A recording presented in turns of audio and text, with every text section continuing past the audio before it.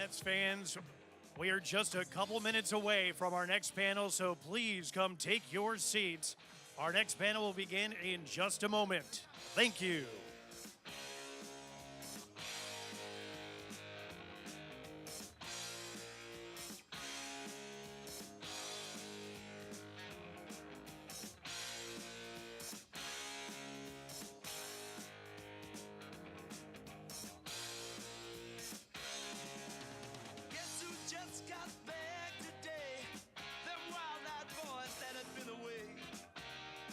Change had much to say, but man, I still think them cats are crazy. They were asking if you were around, how you was, where you could be found. I told them you were living downtown, driving all the old men crazy. The boys are back in town, boys are back in town. I said, the boys are back in town, the boys are back in town.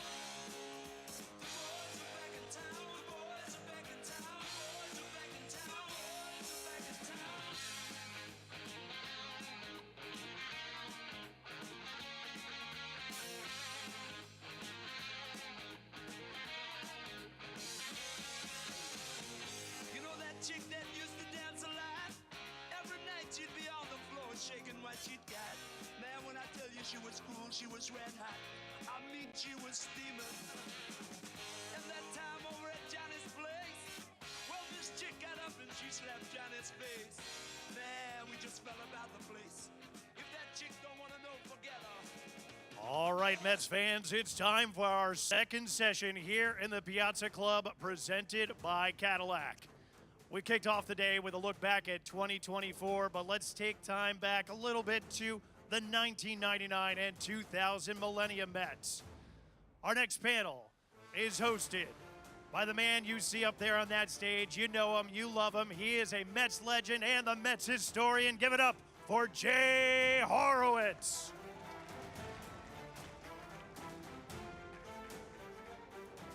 And now, fans, please welcome the man, the myth, the legend, the manager behind the mustache, Bobby Valentine. I'm in a New York state of mind.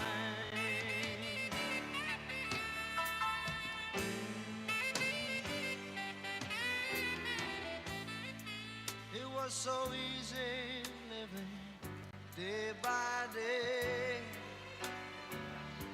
out of touch with the rhythm and blues.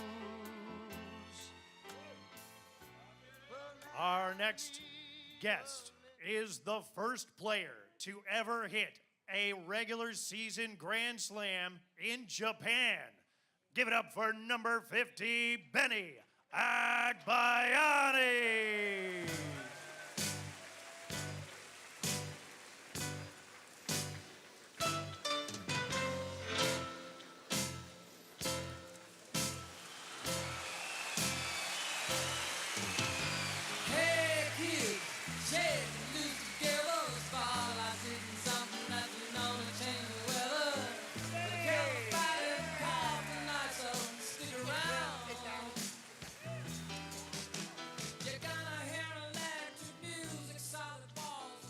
Our next guest is a two-time Met, member of the 2000 World Series team and current member of the SNY broadcast team.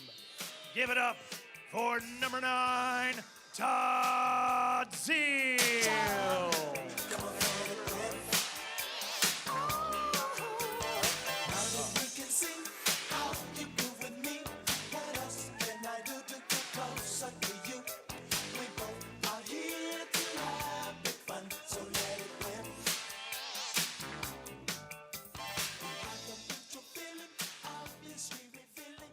All right, fans, when I say Grand Slam single, there's only one name that comes to mind. Give it up for number 4, Robin Ventura.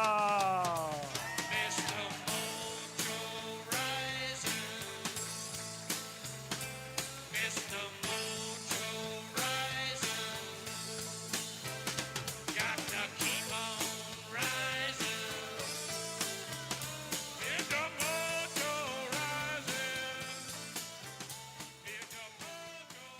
Our next Met is a Mets Hall of Famer, but fans still call him lovingly by his beloved nickname, Fonzie. Give it up for Edgardo Alfonso.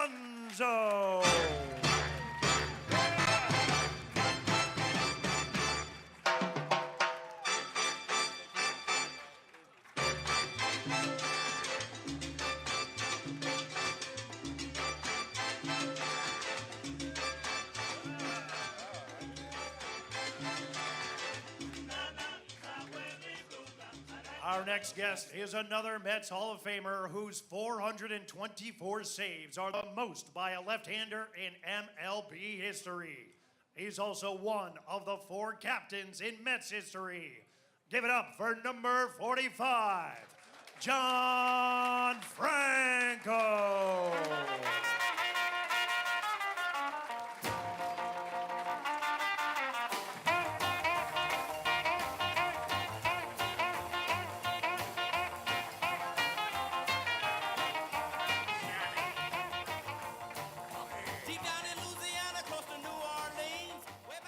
And finally, he is a Mets Hall of Famer. He is a Baseball Hall of Famer. You know him as number 31, the catcher, Mike Piazza.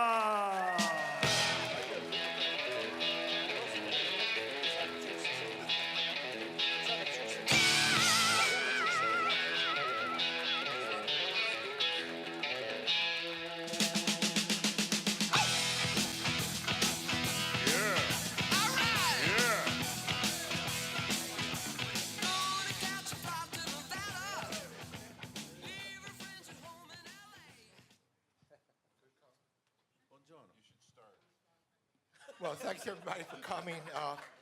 This panel is about the 1999, 2000, 2001 Mets. It's only 3 years, but so much happened during that time. First Mets team to make the playoffs in 11 years. First Mets team to make the World Series 14 years. The first Mets team in history to go back-to-back postseason. And in 2001, you know, I've been here 46 years, and if I want something on my tombstone, it would be how proud I was to work with these guys here. Many more were not here. We did so much to heal the city, and you know, it was one of my thrills of being a Met, what we did during that time. Anyway, the history of the 99-2000 Mets got to start with the hiring of the great Bobby V in August of 1997. We had undergone 6 straight losing seasons, but in Bobby's time, we won twice 88 games, 96, 97, and all the postseason. Where the first year, Bobby, from 71 and 91 to 88 and 74. I want to take it back to May of 1998. What was your first reaction, Bobby, when Steve Phillips said, we got Mike Piazza from the Marlins? Wow. I don't believe it, I see it. I was in the manager's office. I was sitting on the pot. The door was shut. Steve said, Bobby, you all right? I said, yeah, I'll be out in a minute. He says, we just got Mike Piazza. I said, you gotta be shitting me.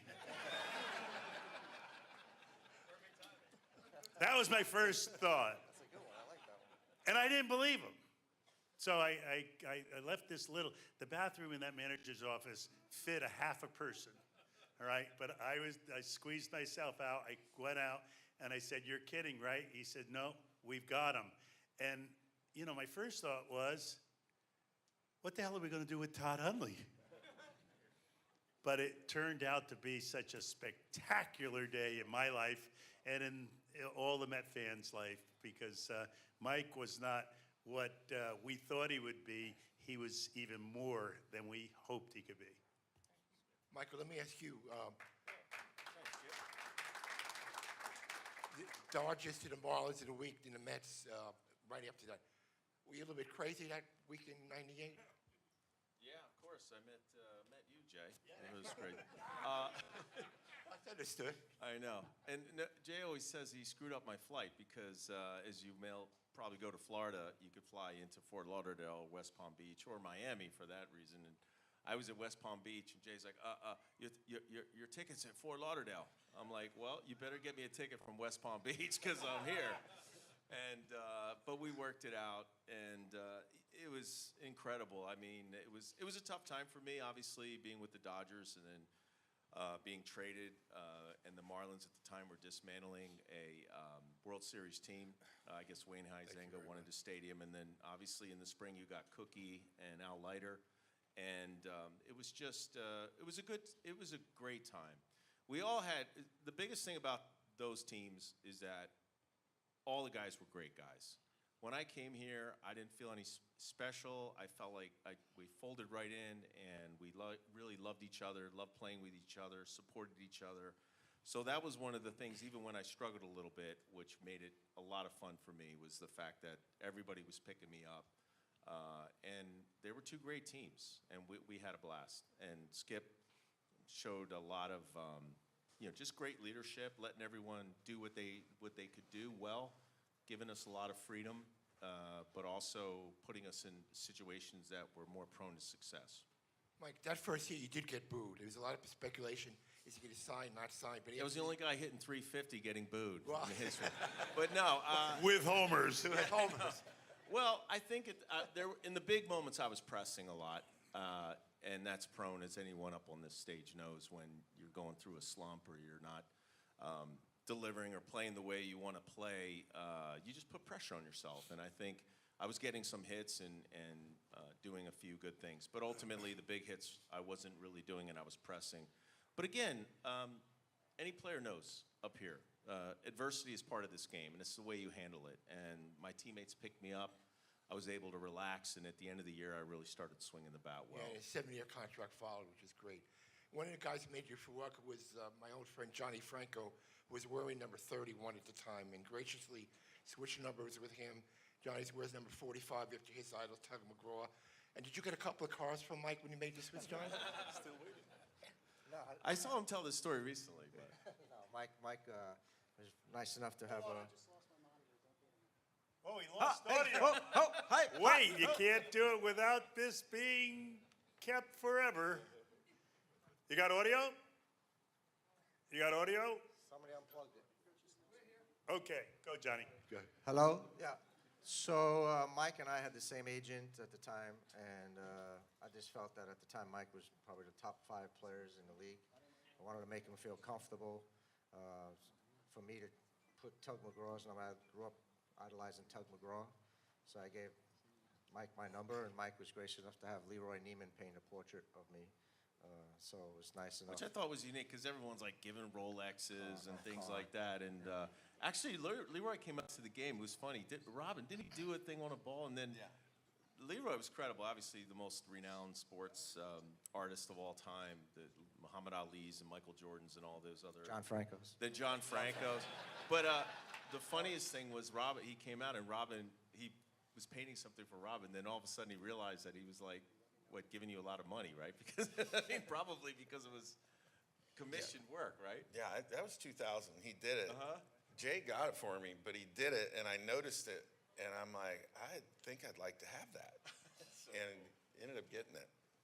But let's jump ahead to 1999, and it ended up great. We won 94 games that year. Still had a battle to get to the playoffs, but I want to talk about 2 things happened during the year. We lost a good friend a couple of weeks ago, Ricky Henderson. Once you get that year at age 40, 315, 37 stolen bases, 12 home runs. Guys have any special memories of the great Ricky Henderson? I do. I mean, having played against him for a long time, being in the American League, he was one of the greatest players ever. Like, he's probably the greatest leadoff hitter ever, but like the things that he could do, he could play defense, he could throw, he could hit, he could steal bases, and he could hit for power. And he was just enough of a character that you never knew what he was going to do, but he was an incredible player, and I think he dominated probably the early 90s. And I think he played in the 70s, didn't he? 79 was his first year? I think so, yeah. That's not the most amazing thing. He said one time that, we always get meal money when we get on the plane, and it's cash. They just walk down the aisle and they hand out in an envelope, and they hand everybody their meal money. And one time he told me that he never, ever spent any of the envelopes. He put them in a shoebox in his attic. Now, we started adding up how long he played. Started doing a little math. There had to be $1 million in there. There had to be. I think, didn't he say that he was going to give it to his son on his 18th birthday or something like that? Here, happy birthday. Hopefully he did not forget. A big shoebox. No kidding. But just to chime in on the baseball part, and Robin would attest, as a hitter, I don't think it's really transferable to really convey what kind of a player he was as an offensive player. He just had incredible instincts. He just knew, like for me, if I wasn't swinging the bat well, he would steal because he was giving me an opportunity not to hit into a double play if I was struggling. And if I was swinging the bat well, he would just sit still. He knew that if we were behind and I don't really think people appreciate that, the incredible instincts that he had as a player. And he would come up to me, Pete, you mind if I go today? I said, dude, do whatever you want. I would never tell Ricky Henderson not to steal a base. He goes, okay, but, I just see how the game go. I just see how the game go. I said, And we all started speaking to third person, right? I know. And I think anybody who experienced and played with him or just had an interaction with him would realize what a special guy he was as a person, how funny he was, and just the way he kept everybody light. It was just a real joy. Guys, this year's Mets was OMG. We had our own song, from the what again? Forget. Mojo Rising. I'm sorry. Mojo Rising. Tell us the history that you and John Olerud went to a concert. Olerud and I went to the Austin Powers movie, and we had we had an off night. It was an off day, and he came out and saw us, and we went to the movie. But during that time, we had lost a couple coaches. We weren't playing well, and then we kind of went on a little bit of a run, and we walked out of that movie, and John's like, we have a nice mojo going. And I'm like, yeah, we do. I didn't really think about it. And the next day I was driving in, and when we came in, I asked Charlie, our clubhouse guy, I said, do you have any Doors music? I remember I could hear it in that song. And I told him, I said, hey, if we win tonight, just play it when we come in. And I don't know about you guys, but it was like the perfect amount of time when the game ended and he pushed the button. And you shake hands, you're in line, and then you walk back up the ramp going to the locker room. For some reason, the timing, the music was upbeat by that time. If I'm not saying this right, let me know. But it just kind of started a little momentum. And then Vito would play it on the board if, we're behind and then there's a little blooper. He would just play a snippet of that song.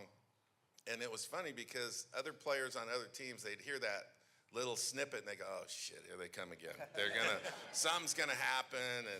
And it kind of started a little fun thing that we got to use until you brought out the Black Widow lady that you brought out What? Morrison's widow who put like a hex on me or something. I don't know what it was. So September of '99 wasn't a great month for the Mets. 7-game losing streak, lose 2 or 3 going to the last weekend. Do you remember what we were thinking about? We were still at 93 games. Players were still in doubt. What was the mood of the club as going into the Pirates series? Fonzie, you tell him. What was it like? We had 3 games left against the Pirates. We had to win 3, and Cincinnati had to lose 3 for us to get to the playoffs. What was the clubhouse like? I don't remember. Wow, that was great. It was great atmosphere, especially play the Mojo Rising, that was something that, like Maya was saying, the team was so exciting. We were so together. The team was like, hey, we can do this because we have the talent here. We had the people to do it, the right people to do it. And then I think inside the clubhouse, it was something that, you don't want to leave. You want to stay there because everything was great. Hamilton. The what? Gerald Hamilton psychic. You good funds. Yeah, I just. So we win the last game, and Mike was up against the Pirates. Bases loaded. You didn't hit a home run, Mike. You No, hit a that double. was We won on a wild that was a pitch. wild pitch, right? We won on a wild pitch. Wild right? pitch, yeah. Yeah, that was Brad Brad Klontz, Klontz. Yeah. Yeah, I remember Brad Klontz from even when I was with the Dodgers. I faced him a lot, and yeah, it was really. Everyone always laughs. I think I was really stunned because I didn't realize what exactly had happened. It was the weirdest thing, but I think that season I remember Game 163. You know, with Al's performance in Yeah. Cincinnati. I mean, that was one of the most intense games. I just want to back up that night, Mike. We didn't know we won the game. Cincinnati won. Yeah. We had to wait until about 11, 12 o'clock. We ate hamburgers at the Diamond Club. Yeah, to go to Cincinnati. Didn't know where to go. play. To Arizona, Cincinnati. Yeah. Cincinnati won. We had to go to Arizona. The story goes, Al didn't know he was pitching a one-hitter until the 8th inning. And that game, you went out, said, looked at the scoreboard. It was only one hit on the board. Yeah, I'd never seen Al more determined and in control of that game. It was one of the most memorable games I've ever caught. He just dominated them. I mean, there's very few times where you see at the major league level a player or a pitcher that just and they had a good lineup. I mean, they had a good team. Yeah. So you think about it, he just came out there, was so determined. He had his cutter was absolutely biting him, and it felt like a cue ball when I caught it, and it was cold. And just one of the most memorable games, and it just kind of, unfortunately, we never did get to the World Series. I think ultimately we probably ran out of gas a little bit. It was such a stressful and emotional postseason, but that was a great moment, something we obviously will never forget. You know, Mike, I remember after the first inning, and Al got him out, and he came in, and I never saw him so wound up. His eyes were popping out of his head. The sweat was coming off of his chin. And then Fonzie hit that home run. Yeah. And everything was all right. After that, You know, it's funny because I remember when he was in the mound, you know, Leiter was one of the guys that you're thinking twice to go to talk to him. You know, because he don't want to hear nothing, and you know, it was a time then, should I go, should I stay, should I go, should I stay, you know, and then you know, you just let it fly, and that was tremendous. That was tremendous by Al in that game. Fonzie, you had a great. So we go to Arizona the next day. You hit 2 home runs in first game, grand slam to win the game. So you hit a home run in the first inning with Ricky on board. I want to go back to August 30th that year. 99, probably had the greatest offensive game any Met. 6 for 6, 6 runs scored, 3 homers. 6 for 6, 3 home runs. You know, what were That's you a pretty drinking? good game. Franz, what were you drinking that night? Anything? Should have been 4. It was great.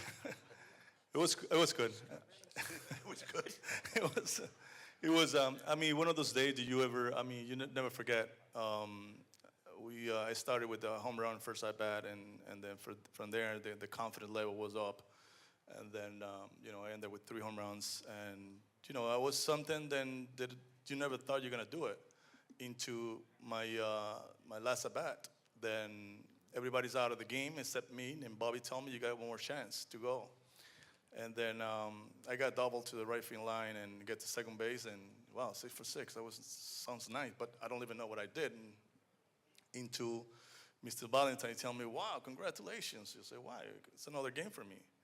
Until he told me about, you know, the records, the Mets records, whatever, and I was so happy, and I can't wait to see ESPN, you know, Sports Center or whatever, and when they show ESPN, it was my Piazza 1 for 4. But I'm going to tell you, one of the things that really pissed me off this past year, was Ohtani went 6 for 6 in the playoffs. He had 3 home runs. His 3rd home run was against an outfielder pitching. Huh, right? Right. And never was Fonzie mentioned in the national press. Never did he mention that this has already happened, folks. He hit the 2 home runs. He went 6 for 6 in a playoff game. Yeah, and he never got his 2. This wasn't even playoffs. This was regular season. So hey, Ohtani was at the end of the season. That's right. It was regular season. That's right. And It you was want against an an outfielder, right? You want to know something funny? The next day, I went 1 for 4 with the infield hit.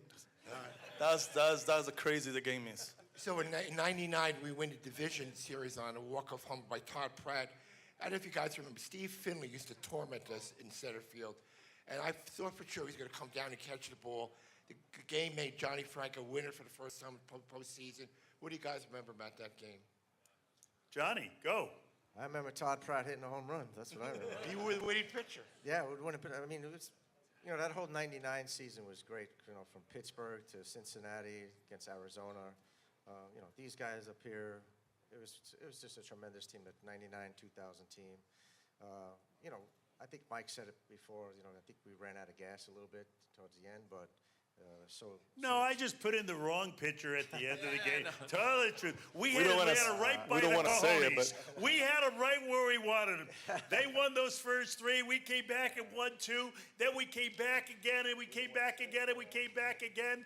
And then I had Dotel out in the bullpen, and I was worried about him as being a rookie and him walking people. So I had the veteran who's out there, and I thought he could pitch and get the guy out. And Kenny Rogers walked a guy who had over 700 at-bats and only 40 walks. He walked the freaking guy with the bases loaded, yeah. And if I brought him to Dotel, we weren't going to obviously say he would have that. struck him We weren't out. going to mention that, but now that you mention it. That's what '99 was. So, Rob, you've hit like 39 million Grand Slam home runs in your career. Game 5 of the LCS in '99, which you thought was a home run, and Todd Pratt blames it on you, just so you know. He said all of your home runs were high fly balls. This is a line drive. He thought it was a double. That's why he went out to get you. So, Well, it was raining. It was raining, so was you had to raining, keep right. it. You had to keep it a little lower because the rain would knock Right. it. Now, You now got these two knew it was out. They were at home plate. Yeah. So I didn't really know I didn't know everybody came out to second base, but by that time it was over. Like there was nothing I could do. And then the umpires left. So what are you gonna do? Grand Slam single. You know what's Yeah. funny? Real quick, I just remember as a kid, no one remembers this, you may, but Tim McCarver hit a grand slam home run in Pittsburgh and passed the runner at first base because the ball was like high, and he actually passed the runner and lost a grand slam because of that. Wow. Was that an out, or what is the rule in that? It's been a while. Out, I think. Yeah. So he hit a home run and was running around first base and passed the runner who was just off the dirt at the old Three Rivers Stadium Should've been and a single lost a then grand still, slam. right? That's true. Look that up. So that guys, crazy? in 2000, we have a So I'm preseason. glad he didn't get you between first and Yeah, exactly. Sorry. First and home. So we go to Japan, open the season in Japan. Was that a bonding trip, you guys? Well, how did you feel about the trip, bringing everybody together? And I want to get to Benny's home run. How did you guys feel about the trip before the season started? There's no sake left in Tokyo. I thought it was great. I thought it was a great bonding trip. I mean, to go to Japan to open up the season. Bobby's like a god in Japan. So Yeah, we made Bobby's a god. He was, when we got off the plane, it was like everybody was bowing to him, and Is that the first time, right? Yeah. First time ever For the Major international Leagues start to open the season, overseas, yeah. he made us, gave us a little rundown on what's going on there, and Bobby speaks Japanese, so it was just great going there. I think it bonded us. The fans were great. The whole atmosphere was great. One thing that I remember very clearly from that trip was that not only was Bobby a big deal there, but Mike was a freaking big deal there already. Some Dodger leftover stuff, and so we Mike called decided Hideo Nomo. we decided to take the train with Mike in Japan, which turned Bad out to be idea. quite an interesting experience because it ended up after a stop or a second stop, then it was the four of us that were in there with Mike surrounding him like on a battlefield with him in the corner. So the people just wanted to touch him and clamoring after him, and that was the first time I think it was a little bit scary in a way because it evolved into something. So what did we do? Robin and I took him karaoke. I mean, what else would you do? We went to karaoke later that night, and Mikey did some good Guns N' Roses. In case you guys didn't know, this is Axl Rose right here, and he let it fly in the karaoke bar. Benny, tell me about your home run. We lose the first game to the Cubs. Come up as a pitcher in the 10th inning, hit a grand slam home run. Did you celebrate with your? We had a lot of wrestling friends there at the game, didn't you? Yeah, I did. I had a lot of wrestling I had Akebono and Musashi Maru and Kunishiki. That's pretty big guys out there watching the game. I don't know how they fit in there, but they fitted. But yeah, you know, Bobby said I was the last one off the bench and said, "Go get him, kid." And the bases was loaded, and I got a pitch and it went over. I mean, what a way to start the season off for me, being on the bubble. And you know, after that, everything just took, you know. Okay, he was on the bubble. Can I just say real quickly? Steve didn't want Benny to have a uniform from 1997, okay? This is 2000. I want Benny on the team. Steve says he's not on the team. Well, the only good thing the commissioner did that year is he allowed us to have an expanded roster for that Japanese trip because of the travel and all that stuff. So instead of 25, we had 28. Benny was the 28th guy on the team. He said he was the last one on the bench. He was the last one to get a uniform. He hit that grand slam, and the rest is history. You know, Benny's one of the great guys I've ever worked with. He had some kind of a little experience in May that year. We were playing the Giants. Catches the ball in left field, cuts off, throws it to a kid in the stands. Unfortunately, it wasn't 3 outs. Benny said, "Could you give me the ball back?" Yeah, I took a lot of shit for that right there. Especially from my teammates, especially the guys up here. He couldn't hear. They didn't say, you know, I don't know, it was like, you know, I don't know how you Hawaiians do it out there, but over here in the States, we do it 1, 2, 3, you know. What are you doing? Yeah, let me. And the home run off Folk, right, in the playoffs. That was the awesome game. Yeah. That was a tough series. I mean, in 2000, people don't realize, I mean, at least remember how great the Giants team was there. They had a great team, and we obviously had a good team going into the playoffs. But they were by far, I'm sure, pound for pound, a better team. But we had the momentum, and we had the guts, and we gutted through that. That was tough. 2 great games in the Giants. It's Benny's home run in the 13th inning for Game 3. Yeah, that was back when we played till we won. We don't Yeah. play. We don't have the ghost runner anymore. And then, and Bobby Jones, forgive me when I say it's probably one of the most likely one-hit shutouts in the history of playoffs. He beat the Giants the next day, except for Jeff Kent double. What do you guys about that game, guys?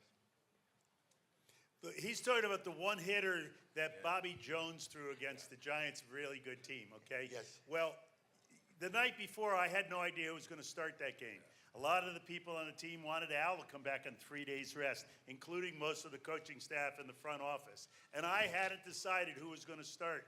And walked down the whatever the hell it was from the parking lot. What do we call that? The tunnel.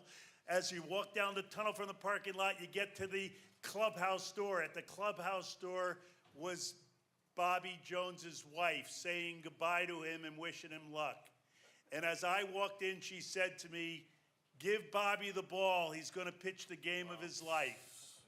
And I went into my office. I got a ball, which was kind of the habit, put it on the pitcher's little chair, right, the starting pitcher. Went into the office, grabbed the ball, went out, put it on Bobby's locker, and that made me a genius for the day because he threw a one-hitter, and Bobby's wife told me to do it. And it's funny, yeah, when we did the pregame meeting and we were talking, and I said, he's like, "Well, what are we going to do with Bonds? What are we going to do with Bonds?" I go, "Dude," I said, "I want him to hit the ball 9,000 feet. I said, we're going to go right at him. We're not going to tip or I want to keep it clean. I go, we're not going to dick around." I said, let him hit it 9,000 miles. I go, the condition, he's not used to that. I said, come in, cutters off his hand. And he was just dominating. And that was another special day. And it was like, from the start, I was like thinking, there's something special going on today. He really had his great stuff. And I think we were just so much in sync. I don't think he shook me off once the whole game, and we just really rolled. And it was an amazing game. It was really a lot of fun. What they overlooked was Game 2 in San Francisco. We lost the first game, and Mr. Franco came in and struck out Barry Bonds after we gave up the lead in Game 2. Pretty good strikeout. Really good strikeout, Johnny. Mike finally put the right fingers down. The best was his reaction though when he punched him out because I don't think he was ready for a three. I No. faced Barry a lot, and we had our battles. He's never hit a home run off of me, and Mike and I and Barry, we all had we were with the same agency, and I used to tell Barry, I don't know how I get you out. You're the greatest hitter ever, blah, blah, blah. And I know he told me I'm going to hit a home run off you, run around the bases backwards. And I could just see him there. And I never threw him a changeup. And I had something in the back of my head when John Oldroyd was here, and I talked to John Oldroyd, and I asked him what's the toughest pitch for him to hit against a lefty, and he said a changeup. And that particular time, I don't know why I decided, Mike was calling fastball, and then finally he went to changeup, and we caught him looking, we froze him, struck him out, and then 2 days later at Shea Stadium, I think he was looking for the changeup, and we got him with a high fastball. So I had pretty good success against Barry. Had him in my pocket a little bit, but it's a lot of fun. It's a lot of fun. He's a very good competitor, great hitter, great. It's great to compete against him. Yeah. And a quick Sometimes you gotta do it. FYI, after we beat the Giants and they're going home and we're advancing, Barry Bonds did come into my office and shook my hand and said congratulations. Just the FYI. Mr. Zio, Game 5 of the league championship against the Cardinals put the game really away in the first inning. What we think come to bat bases loaded, get a 3-1 double, make it 4-0. Yeah, what I remember most about that is two things. The Cardinals were the team that I came up with, and they traded me. I left there with a bad taste in my mouth, and so I always looked for an opportunity to get some retribution. And so I was so glad that we were playing the Cardinals. I had done well against them, and that was I remember that at bat as a long battle and probably the one of the more quality at bats I had. But I think two things stick out. I got to second base and I turned and saw Robin crossing home plate, jumping up and down with his arms in the air. About 5 minutes later. 5 minutes late. 5 minutes after I hit it. And who let the dogs out? The Baja man blasting so loud that I look at the clip, which I saw this year recently, and I was literally covering my ears because it was so loud in the stadium. And that was the first time I had heard the stories about how Shea Stadium can literally move and rock and bounce. And when I'm standing on second base here, there's Robin. There he is, coming in dancing. I like it. I love that. But it was so loud that I covered my ears and I could feel the ground shake. And that was the first time I'd ever physically felt the ground shake on the ball field. And, that was a special moment. I think that for us meant, hey, we're going to the World Series now. Bring it on, whoever's next. And Mike Hampton obviously threw Great game. an amazing game as well. Mark, Todd, we talk about your almost home run in Game 1. Yeah, where's Timo? Run, Timo, run, please, dear God, run. You didn't run. I mean, in the last number of years, I get a lot of people that, make the comment about Timo Perez. And if I can't blame Timo for anything, I hit the ball. I thought it was gone too. And I was rounding first, and I was expecting to continue coasting around the bases, and I saw it coming in. I turned, and I have to say, I was shocked. As much as it was fun to watch Robin crossing home plate on the double, I turned and I was shocked that Timo wasn't already, crossing it in the dugout. Look, Because he was still jumping jumping up and down at second. at second base. And it's tough to beat him It's up. one of those wild things, and now it's linked. Sorry, maybe instant replay makes it a home run, and we go back in history and have something different, but it is what it is, and I hear Timo's name a lot. But Timo, didn't he get on base 9 straight times? In a St. Louis which series. is a record. Yeah, I mean, he was. He was, it's funny because I remember Timo was the leadoff guy and I was in second, and we always talking. We have the skip always give you the opportunity to make something happen in the field, and I always tell him, hey, second pitch you go in and hit it, so hit and run, and set the table for Mike and the guys behind us, and I think it works pretty good for the Mets that year. Mike, Timo is really cool. There's no doubt about it. But I wanted to say about Todd. When we got Todd, I didn't really know Todd very well, and I called the guy over in L.A., Tommy Lasorda, who had him, and I said, hey, Tommy, what about Todd Zale? We just got him. And he said, he can really hit with men on base. I could hear it today as he said it then. I said, I don't need to know anything more, and boy, could he hit with men on base. Yeah. Mike, World Series question for you, Mike. Game 5, we're losing by 2 runs, guy in base against Rivera. Bernie Williams goes back. Did you think the ball was out at all? I mean, I can't really. Obviously, a lot of people ask me about that. I hit the ball well. Yeah. Shea Stadium was quirky with the weather when the weather wasn't great. This is baseball, right? I don't think, and anybody knows who faced Mo many times, especially for. I know they say he was tough on left-handers with that cutter, and I'm sure a lot of these guys. But for right-handers, he was really tough as well because that cutter he threw just had a way of getting off the barrel. So when you square one up on him like I did, you assume that's like winning the battle. Unfortunately, it just wasn't enough. But I think the only satisfaction I got out of that moment was watching Joe Torre like go from crying to real crying back to happy crying. But no, just to give him a little bit of a this reaction was funny. It was like, oh my God, and then we won. So, but again, I'm sure all of us look back on that year and think of what could have been, and that's the most frustrating thing about baseball. But I always choose to remember the good times and the guys that we had, and it's hard to win. Everyone, I tell you right now, to win a World Series, you got to have a lot of things go well. But the times we had, and it was one of the most memorable teams. I mean, you could argue about, again, I watched the 74 highlights, or 73, I guess, against the A's. They had a great team there, too, and some great moments, just couldn't take it all the way. Guys, I can't leave this panel without talking about 2001. We're in Pittsburgh when the attacks came, and every guy in this panel did great, and the whole team, coaches, everybody. Coming up to the 25th anniversary of 9/11, any thoughts of what the organization did or going forward? Any remembrance of the Shea Stadium, the parking lot, and all the other stuff we did in that year? I've thrown a few FYIs at you. FYI, the guy to my right, Jay Horowitz, did more for the people who are in need with our organization, with other organizations, than any other person alive. He did it all. These guys will tell you, I mean, he had us at every event.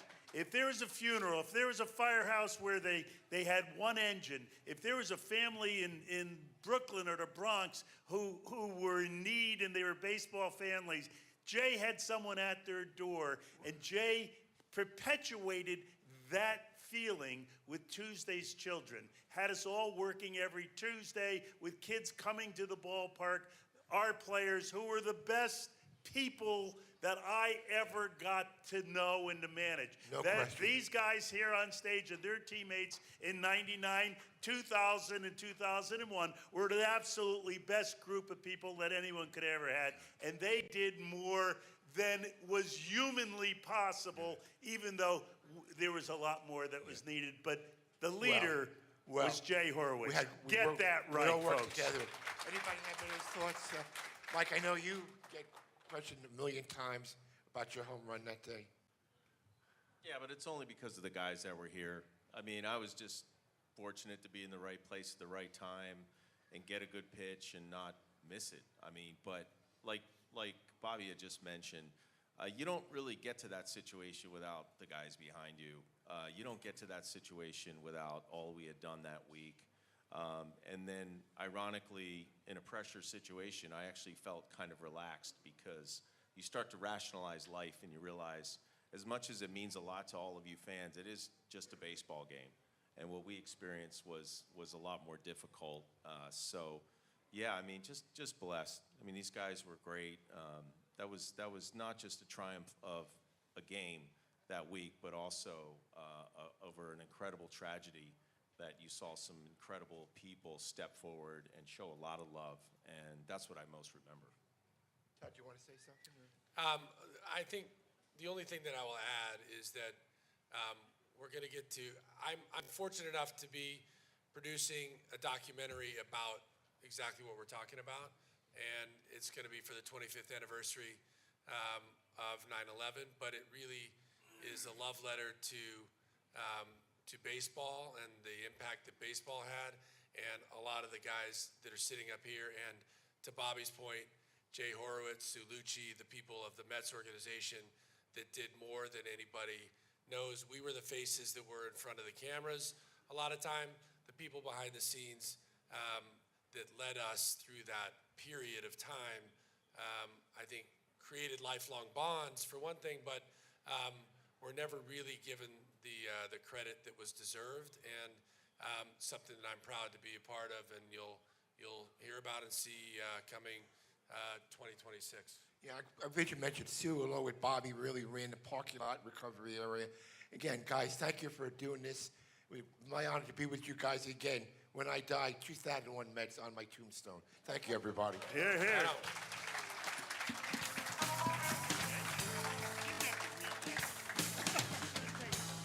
Fans, thank you for attending this panel. We'd like to remind you, if you'd like to head down to the box office in the Jackie Robinson Rotunda, you can purchase a single game ticket, and with each ticket purchased, you'll receive a voucher redeemable for a select Monday through Thursday game through May 28th, while supplies last. Thank you so much, and enjoy the rest of Amazing Day.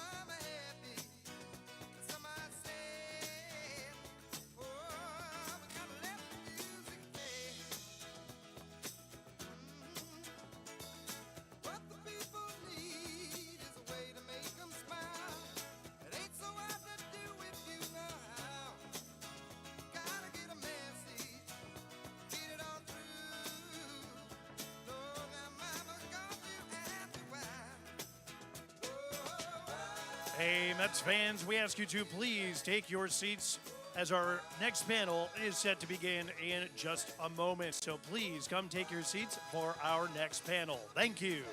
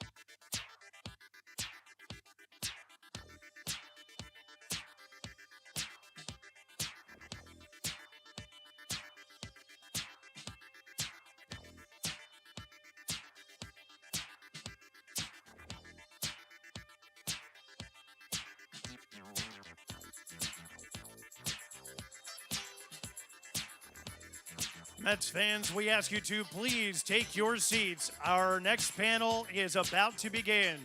Please take your seats for our next panel. Thank you. Just a little bit of jazz tonight makes you feel alright. Just a little bit of rocking through the night makes you wanna hold her tight. It's the music that you hear, shakes you through the stratosphere. You fly, you get high, you can even touch the sky. Just a little bit of jazz tonight makes you feel alright. Just a little bit of rocking through the night makes you wanna hold her tight.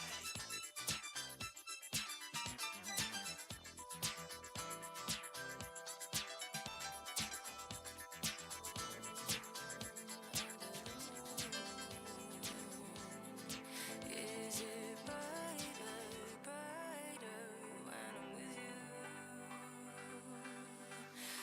Is the afterglow strong enough? All right, Mets fans, it's time for a very special, dare I say, fashion-forward panel right here in the Piazza Club presented by Cadillac. That's right, it's time to unveil the brand new 2025 Mets road uniform in our live drip report, hosted by the woman who puts the PA in partner for me in the PA booth, the legend herself. Give it up for our host, Marisol Castro. Like I feel the sun in the morning, like I see the moon at night.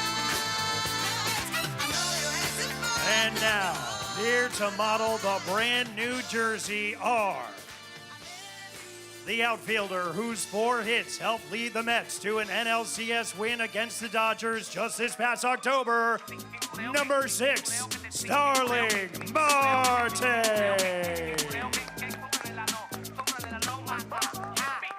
Tú eres mía, yo sé, y me gusta tu piloneo. Mía con el malo que te da tu cintureo. Flaco que estoy, pero tampoco soy feo. No creas que va de robo si me roben un teteo. And now, fans, the most dominant closer in baseball with the most electrifying entrance in baseball, number 39, Edwin Diaz.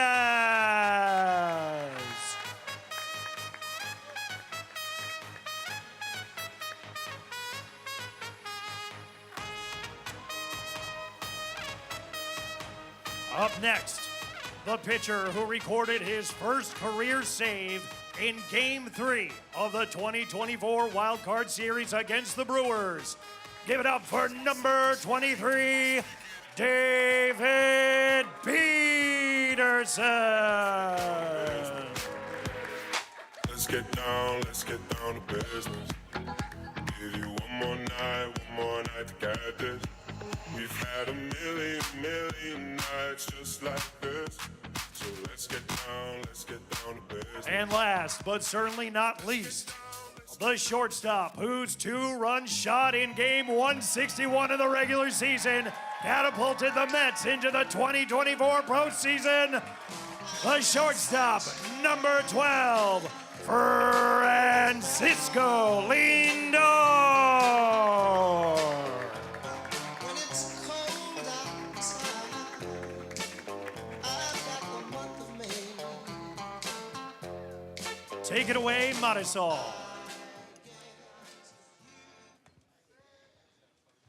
Also, give it up for the Queens crew. Hi, guys.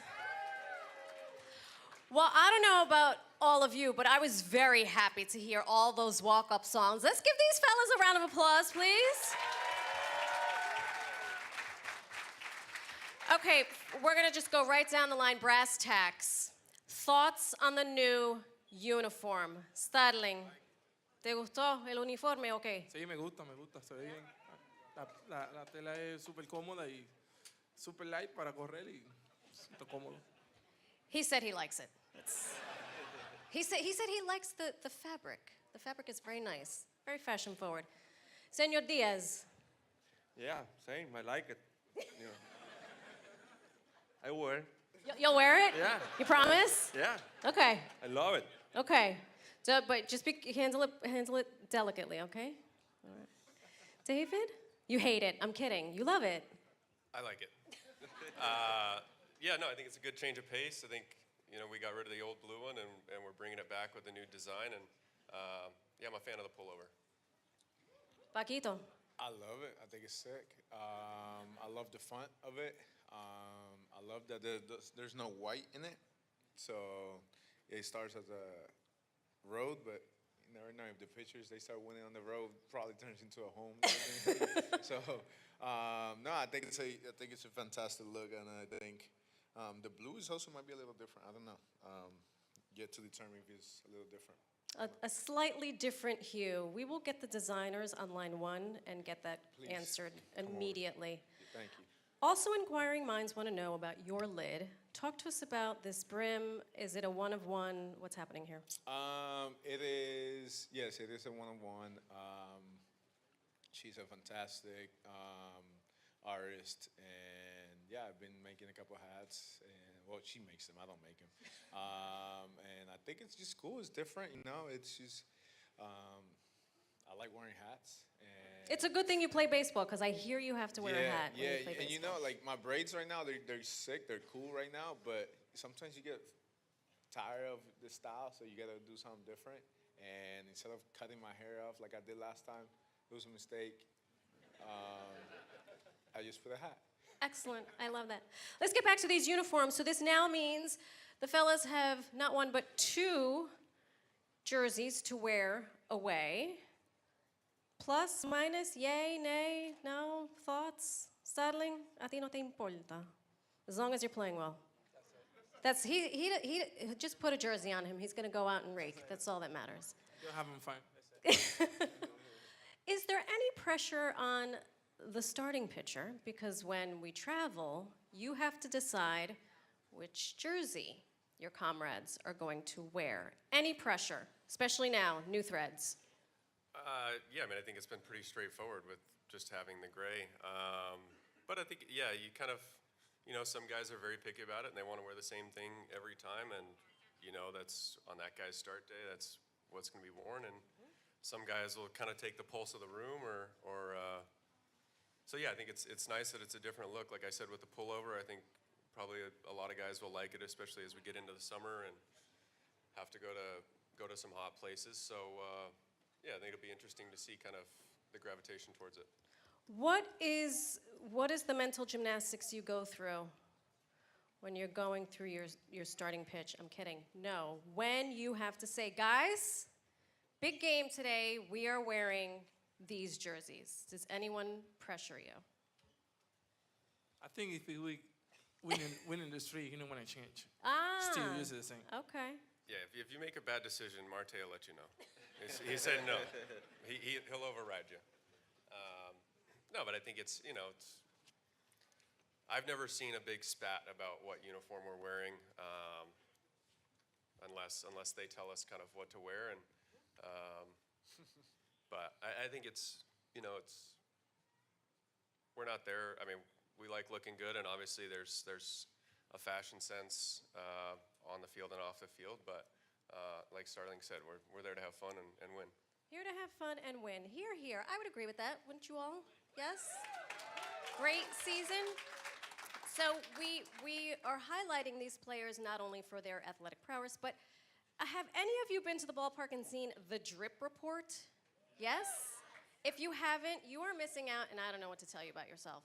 These are some of the finest they wear some of the finest clothing you've ever seen. So if it's okay, we're going to go through some of your very best threads for the drip report. Let's do it. Let's start with Francisco Lindor. You already know he does a one-of-one lid. And let's see what we have. Our production, there you are. Okay, walk us through what's happening here. That's what you guys think is one of my finest, man. I did not choose this picture. It's a Wednesday getaway. It's the most simple, boring outfit of the year. White pants, fantastic. A coat, I guess I was comfortable with that one. Yeah, there's not much to this outfit. Fantastic, great job, production. Great, good job. Great, excellent. Next up, we'll just go straight down the line. David Peterson, also known to come to the ballpark dressed to the finest. By the way, you should all know, we in the production office, we look forward to the drip report. Oh, hello. Simple lines, very clean. Walk us through this look, sir. Yeah, you know, I went with I think this was like a Sunday day game. Light wash jeans. Productions like the day games. They like day games. Yeah, production, they like day games. They do. Good lighting. It's like, yeah. All right. Yeah. Who's the bag? Because I would like to get one, if at all possible. Bag is Goyard. Oh. And then just threw an overcoat over the top. Okay. A little chilly morning and called it good. Going to play a baseball game. Okay, excellent. Next up, Edwin Diaz. Let's see what we have for you. I don't know how you're going to match your Louis Vuitton knit cap right now. Hi. But we will try our darndest. Hey, casual, todo casual. What happened here? What's I going think on? that was a Sunday game again. Again, they like the day games. Yeah, Yeah, I production. think- Wow, they're going crazy. The outfits. I put my sandals and the outfit. I just try to bring chill to the ballpark. Ready to bring chill to the ballpark. I love this. Also, there's the aforementioned designer beanie, which is gorgeous. Your Louis Vuitton beanie. Thank you. Thank you. Styling Marte. I don't know what we have. Another It's, day it's game. as much Let of me a guess. surprise to me as it Another is to day you. game. Any guesses? Jeans and a V-neck soft cotton t-shirt. I have no idea. Let's see. Oh, I think that's what's cold day. Cold, maybe Monday, maybe. Are those ripped jeans? Do you pay for ripped jeans? Yeah, You do. You pay a lot of money. I got them. You're a ripped jean kind of guy. I don't know. Okay. I don't know. All right.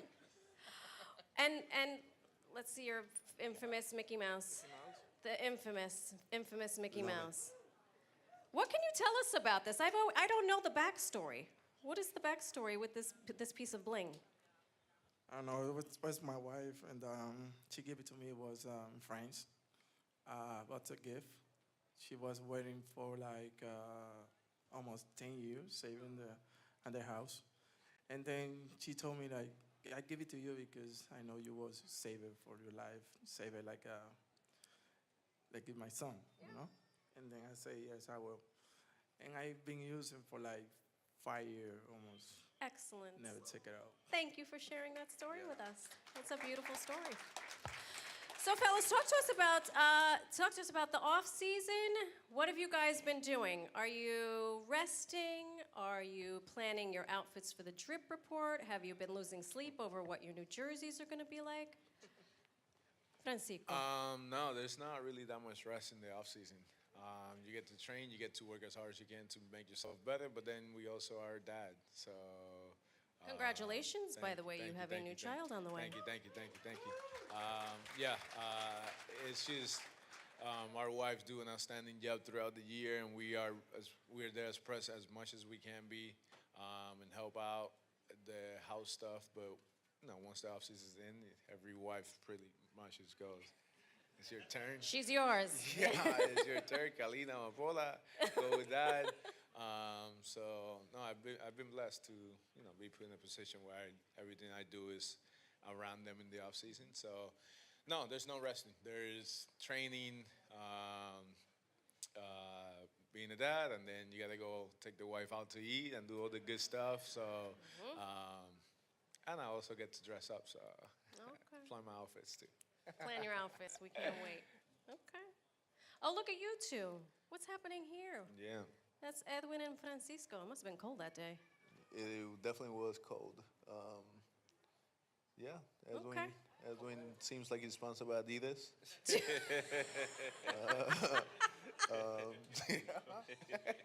April.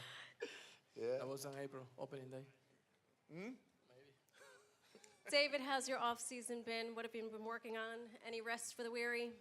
Yeah, it's been good. Like Francisco said, it's not a lot of, the daily schedule kind of changes, but yeah, not a lot of rest. 2 kids now, kind of after the fun run that we had, being able to spend time with my daughter who was born in July and continue to be with my son and my wife. And yeah, so I think it's, the day-to-day kind of changes, but the pace continues to go. And it's nice to be able to spend that kind of time with them, especially with how much we're gone in the season. So, Edwin, how about you? Tell us about your off season. It's been great, being home, Puerto Rico, working, getting ready for the season, spending time with my family. My son, my oldest son is playing baseball, so every Saturday I'm in the ballpark with him. Wait. Every Saturday. Yeah, every Número Saturday. 39. Yeah. Edwin Diaz. Do they play the trumpets when you bring him to practice? Nah. Why not? I try to hide sometimes in the field, so I just like to go see him play. Like That's it. I want to be a dad. I don't want to be a coach or anything. So every time when I go see him play, I just try to hide in the corner. Don't try to yell him. Just go have fun and play the game. How old is he? 8. And is he playing a position?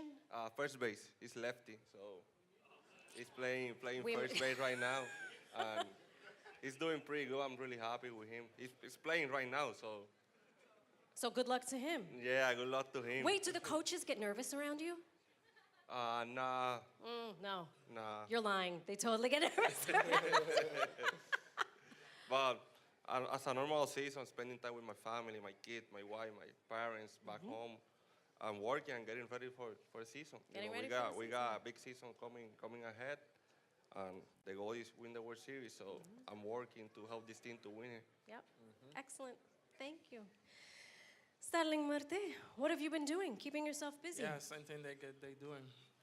Try to help to to be healthy for this year, and then keep it up every day. Prepare myself, take care of my family, my little girl, Salome. Been destroy my house right now. Everything she take, she put in their mouth. So How old is she? She almost 2. In She's July- almost 2. In July, she was 2. So, Did they tell you about the terrible twos? huh? Did they tell you about the terrible twos? Who, my wife? Yeah, but I had to be watching him to try to fix everything. Yeah. And then the life's been great. Yeah. Enjoy every day with my family, my dad, friends. Try to keep it more time they can because right now we're on season. Sure. So they don't have a chance to come here and see me too much. So enjoy right now. Excellent. Well, it sounds like you guys have balanced a little bit of work, a little bit of family life. Thoughts about the upcoming spring training? I'm not even going to get into the regular season. Spring training. Is it as fun as they say it is? Yeah, as soon we get to spring training, we start seeing our guys getting together again, and that's a good thing. So we know baseball is coming. So I love spring training. I gotta wake up every day early. What time do you wake up? Depends of the report. So if the report is at 8, I start to wake up like 6:45. Okay. And try to go nice and relaxed to the ballpark. But I love spring training. I like to face my teammates. I can't wait. Francisco? I like to face them. There's no bigger battle than I these two. can't wait. I've Facing. hit like 5 home runs of him so far. Nah, it's lying. I am definitely his dad. In real game, he's got me, but in spring training, nah, it's fun. It's fun. Spring training is fun. We try to have fun in spring He training. cheated last time, though. He cheated. David, how about you? Yeah, I think it's good. We kind of get to the point in the off season where we want to get back and get going again, and so it's fun to show up and like Sugar said, be around the guys, start to get back into that routine and spend a lot of time with each other, and then you start games and that gets exciting, and then you kind of get to the end and we're ready to start it for real. So yeah, definitely looking forward to getting back and being around everyone and starting this journey with the 2025 team. Stadling, talk to us about spring training Yeah. from your perspective. Can't wait. Can't wait to What get time back. do you wake up? Like David, Edwin said, just Depends on the call. report. So sometime more early than other. Mhm. So, but I love to see my wife wake up at 4 a.m. to make a breakfast. Oh, right. Ready for me to Right. get out of the house. That's right, to be out of the house. That's right. So, like to see the all teammate together and then practice together and then see what's going on. When you guys are down in Port St. Lucie, spring training is well underway. Who gets to the field first of your teammates? Who's like the, yes, I'm ready, let's do this? Not me, so. No. I think I always get like middle in the pack of everyone, so but I don't know who's the first one. So always somebody like to be there, maybe 6:30 in the morning, 7 in the mornings. Well, if It's not you. I had to say a name, I don't know because when I That's get your to the ballpark, I see a lot of faces. Paquito, you have any idea? Is it you? I've gotten there pretty early. I kind of like getting there early enough so I can start my routine. I don't get in the way of people or people don't get in my way, depending how you want to view it or see it. But usually it's like one of the younger players, like one of the newer players that's trying to make a team by showing up at 6 in the morning, which never works. But it's good enough to show up early. You know, it's very respectful. So we'll see who's gonna be that person this year. I don't think I've been the very first one in the clubhouse. Actually, a lot of people got to give credit to the clubbies. The clubbies show up very, very early, very early. So it's them, and then I don't know. Every year it changes. It changes. I'm usually like 5th, 6th, 7th, which I won't. It's not about making the team at 6 in the morning. Yeah. The coach. The coach. The coach. Hello, Mendy, wherever you are. The coach gets there first. I did want to remind you. I want to go back to the jerseys really quickly to dispel any untruths. The gray road uniforms are not going away. Just so everyone is clear, they will be here. They are the steady Eddie. They are the through line, as it were, of when our team goes on the road. So at least you have that for you. Parting words before we finish all of this. I know we brought you up here to talk about your style, but since I had you up here, I had to ask you a couple of other questions. Between now and spring training, what will you do to get in the zone and lock in? Oh, wait, you know what? I'm kidding. Before that, are you guys watching the Super Bowl? Yeah. Who do you have winning? Actually, by the way, Team Puerto Rico, baby. We just won the fantasy football league. Yeah, so. Team Puerto Rico. Yeah, that's right, baby. Yeah, we did that. Me and Sugar. Yeah. Can I guess? Yo soy Team boricua Puerto también, Rico. para que Who was sepa. the quarterback? Baker Mayfield. I got you, Sugar. Don't worry.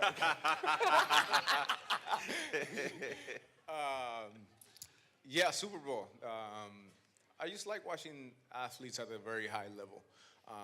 So I don't really have like a team. But if you put me to pick a team, and us Puerto Ricans don't really know much about football, I think the battle between Bills and Chiefs is going to be very interesting. And then whoever wins out of there, I think is going to end up on top. But yeah, all I know is me and Sugar won the fantasy football league, baby. Yeah, Team Puerto Rico, my baby. gosh. Puerto Rico, baby. We never split. Always Team Puerto Rico stays together. No Team matter Puerto where we Rico go. stays together. I want some of that. Mayagüez, okay? Yeah, Just so yeah. we know. Do you watch with family? Do you go to a Super Bowl party? Do people come to your house? People come to my house. Obvious. I would too. David, how about you? Yeah, I mean, I don't really have a dog in the fight. I just like watching, who's kind of ended up there at the end of the year after a long season and kind of, what they've gone through. And yeah, it's always fun to get together with friends. We usually host something of some sort and have everyone come over. So yeah, we'll see what we do this year. But yeah, I'm looking forward to watching these two matchups and seeing who gets there. Do you serve wings? Is there like a 7-layer dip? Yeah, Nachos? we get some stuff going on the Yeah. grill, and yeah, my wife and I like to cook during the off season, so we'll make a bunch of stuff. And Look at you. I don't cook much during the year, so I wonder why. yeah, we save it for the off season, and we like hosting, so we'll have people over and kind of Excellent. bring a bunch of stuff. What time should I be over? I'm kidding. Thank you. Whatever. I'll bring a tomatilla salsa. Edwin Diaz. I don't watch much football, but if there's a play in Puerto Rico, they put the game, I might be there watching the game because everyone we watch it. So, but I just go and have fun. Who made the best team win? Yeah. Yeah. Starling, how about you? Do you follow much football, Americano? Not much, just a little bit, and that's it. But whatever win, I'm fine with that. Whoever wins, you're fine with that. By the way, fantasy football, we have a GM, an assistant GM. Me and Sugar don't do nothing. Yeah, with the honor, with the honor. As we start winding this down, and thank you so much for your time and your charisma and your personalities. We appreciate it.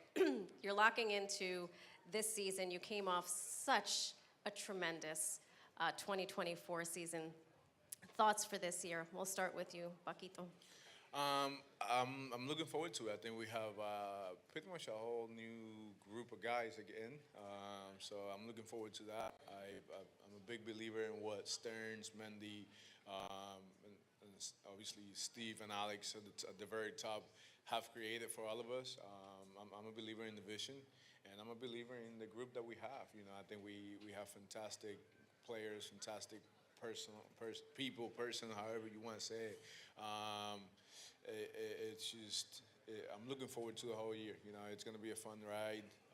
We're going to have ups and downs and probably some big downs. Hopefully not as down as last year, but we're going to have some big downs. And hopefully the highs are higher than last year, you know, with that being winning the World Series, which is the ultimate goal.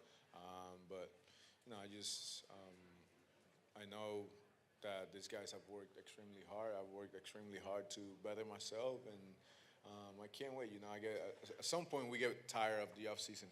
We just want to be done and start competing. You know, so I can take Sugar deep. You know, take him dead center, and then go on to the season. David. Yeah. No, I'm excited. I think last year there was obviously a lot of good things, a lot of things we learned from, and you know, I think it was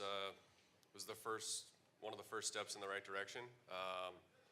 You know, we got a good taste of going deeper into the postseason, and yeah, I think it's good experience for us going forward, especially for the guys that experienced it the first time. And you know, it'll be like Francisco said, we got over half our team was free agents. We got some guys back. We'll lose some guys, and it'll be fun to start with this new team in 2025 and see where this journey goes. Edwin. Can't wait to start the season. You know, our goal is win the World Series, like Francisco and David said. And personally, I prepare myself to have a big season, to have this team.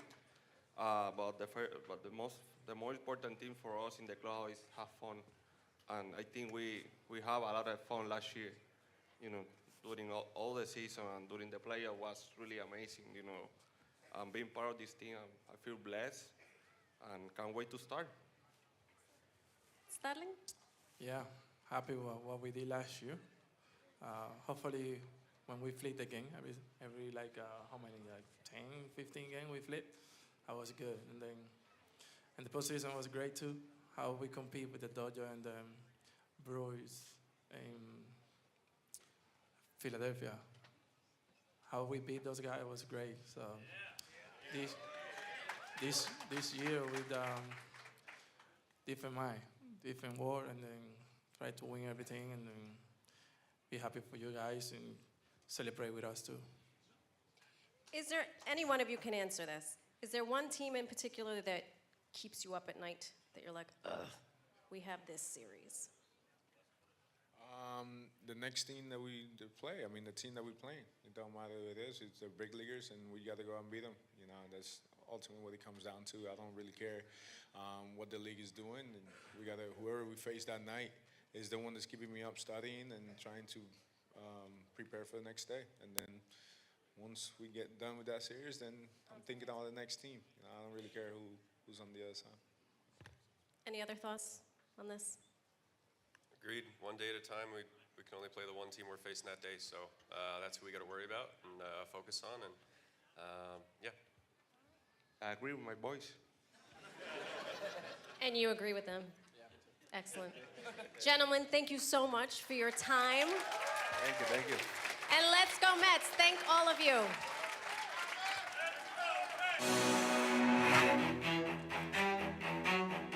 Fans, give it up one more time for Starling Marte, Edwin Diaz, David Peterson, Francisco Lindor, and of course, Marisol Castro. We remind you, fans, in just a few moments, we will have a panel with the best booth in baseball.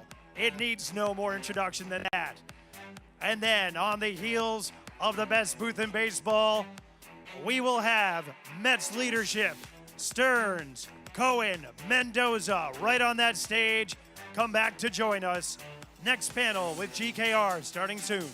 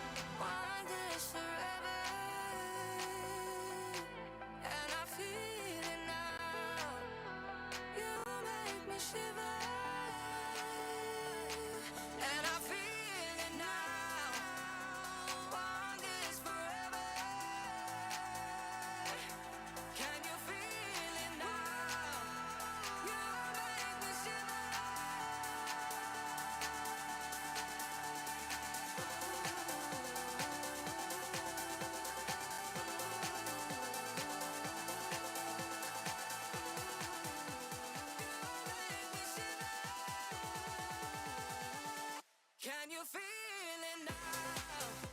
Wonders forever.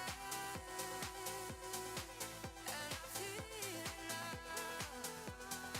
You make me shiver.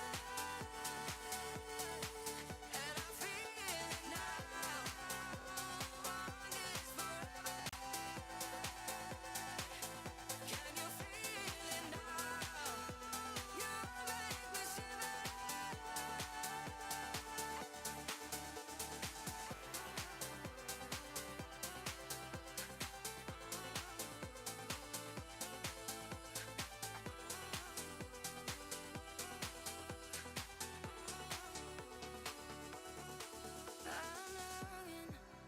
Pull me closer to you.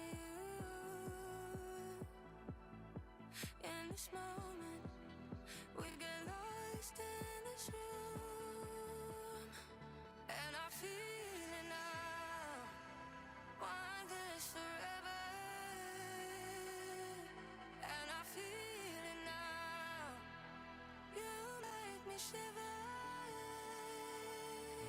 and I feel it now.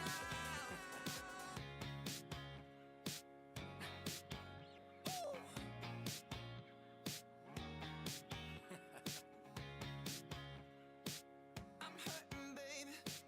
I'm broken down.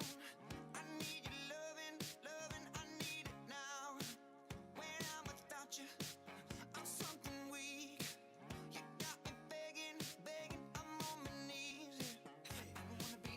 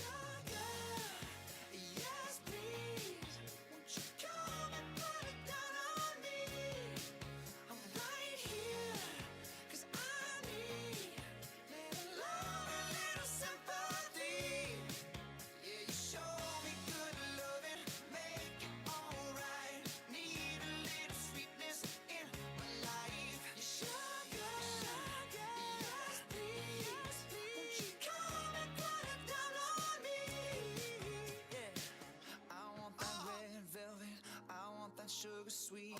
Don't let nobody touch it unless that somebody's me. I gotta be a man, there ain't no other way. 'Cause girl, you're hotter than a Southern California day. I don't wanna play no games, you don't gotta be afraid. Don't give me all that shy no makeup on, that's my sugar. Yes, please, come and put it down on me. I'm right here, 'cause I need a love, a little sympathy. So baby, just show me good loving, make alright. Need a little sweetness, yeah, life. Sugar, yes, please, won't you come and put it down on me, down on me. Yes, please,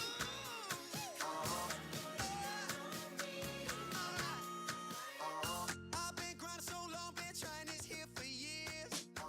And I got nothing to show, just climbing this rope right here. And if there's a man upstairs, he kept bringing me rain. But I've been sending up prayers and something's changed. I think I finally found my hallelujah. I've been waiting for this moment all my life. Now all my dreams are coming true, yeah. I've been waiting for this moment. It's good to be alive right about now. Good, good, good, good to be alive right about now. Good, good, good, good to be alive right about now. Hallelujah, let that bassline move, yeah, say yeah. It's good to be alive right about now. I was dead in the water, nobody wanted me. I was old news, I went cold as cold could be. But I kept throwing on cold, trying to make that fire burn. Sometimes you gotta get scars to get what you deserve. I kept moving on, and now I'm moving up. I'm feeling blessed with all this love. I think I finally found my hallelujah. I've been waiting for this moment all my life. Now all my dreams are coming true, yeah. I've been waiting for this moment. It's good to be alive right about now. Good, good, good, good to be alive right about now. Good, good, good, good to be alive right about now. Hallelujah, let that bassline move, yeah, say yeah. It's good to be alive right about now. I almost cannot handle it. I could get used to this. I almost cannot handle it. I could get used to this. I think I finally found my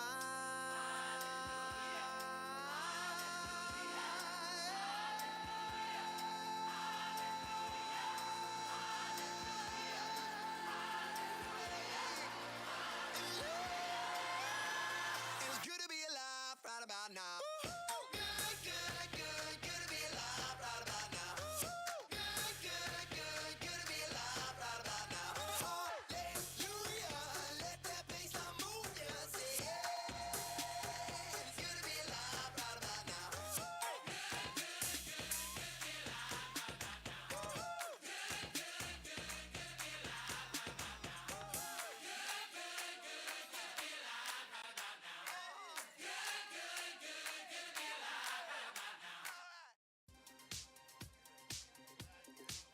Mets fans, we hope you're enjoying Amazing Day thus far, and we are about to have our next panel starting in just a moment. So we ask you to please take your seats so we can get this panel underway.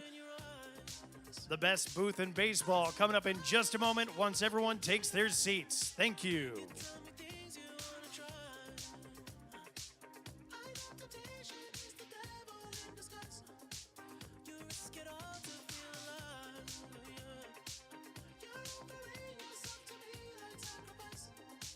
You said you do this all the time. Tell me you love me if I bring you to the light. It's like a dream, what she feels with me. She loves to be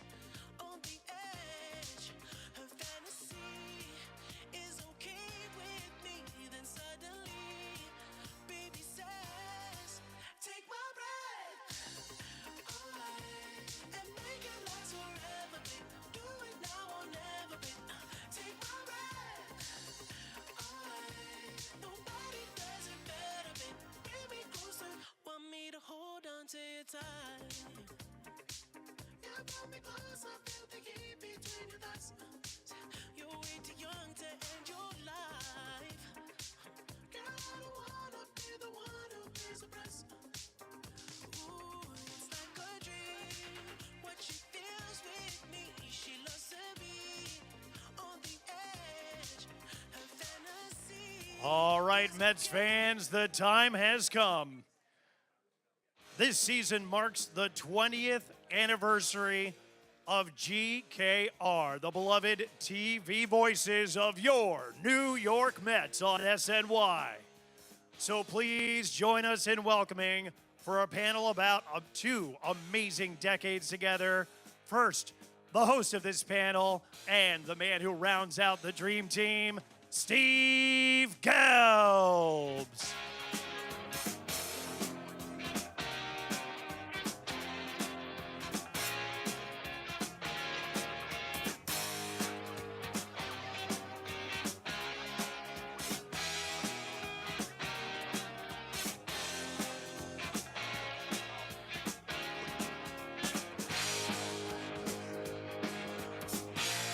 And now, fans, a trio whose introduction is simply the best booth in baseball.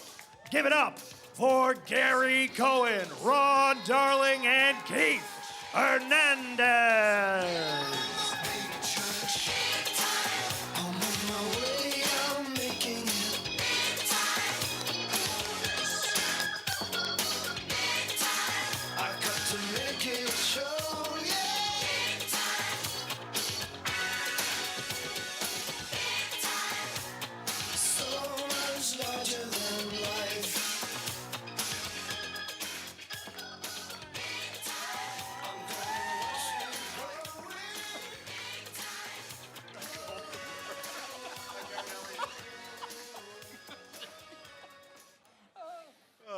Hey, everybody. Hi. Hey, guys. Hi, Steve. Hi, Steve. You know, we've got 45 minutes to fill. Oh, You guys- no. It's like a rain delay. You guys feel like you could do that? A little out of practice. Gary, Keith, Ron, 20 years together in the booth. Amazing. You know, right before we came out here, I don't remember which one. I think it was Keith. 20 years. Does it feel like it's been that long? It feels like I'm getting old. That's what it means. 20 years. It's almost over a third of my life almost. With these Stuck two. with us. No, it's awful. Feels like only yesterday. Does that it? We did that first game in 2006. You were nervous. I was nervous. You were nervous. He was nervous. I think we were all nervous. Remember the water moccasins in Vero Beach? And went on that road trip on spring training? With no commercials. No commercials. Oh, boy. I don't know this water moccasin story. Oh, it was all wet, and it was Vero Beach, and we had no commercials. Gary and I had to do the whole game without a commercial. And we're back in the trailer, and I look to my left, and there's a little ditch with water, and there was a darn water moccasin in it. No thanks. You know, guys, I get asked this all the time about our broadcast, and specifically the three of you. Everybody always says, what is it? Like, what if you were to put your finger on it, what is it that makes the group so special? And, you know, part of it for me is intangible. You can't really describe why it works as well as it does, but if there were one or two things that you would point to over the years, why do you think this has become what it has become? Well, I think there's a bunch of things. I think a lot of it had to do with how we started. You know, when we began, we were all kind of flying blind. Keith had done, you know, a handful of games the previous few years, but hadn't really made the big dive into being a broadcaster. Ronnie had done the 1 year in Washington without a whole lot of direction, and I was coming from radio. So I felt as though none of us really knew what we were doing, so we had no choice but to hold hands in the dark and try and make our way. But the other thing, and to me it's even more stunning, because, you know, we're talking about a guy who should be in the Baseball Hall of Fame, and one of the greatest pitchers in Mets history, and there's no ego. There's absolutely no ego.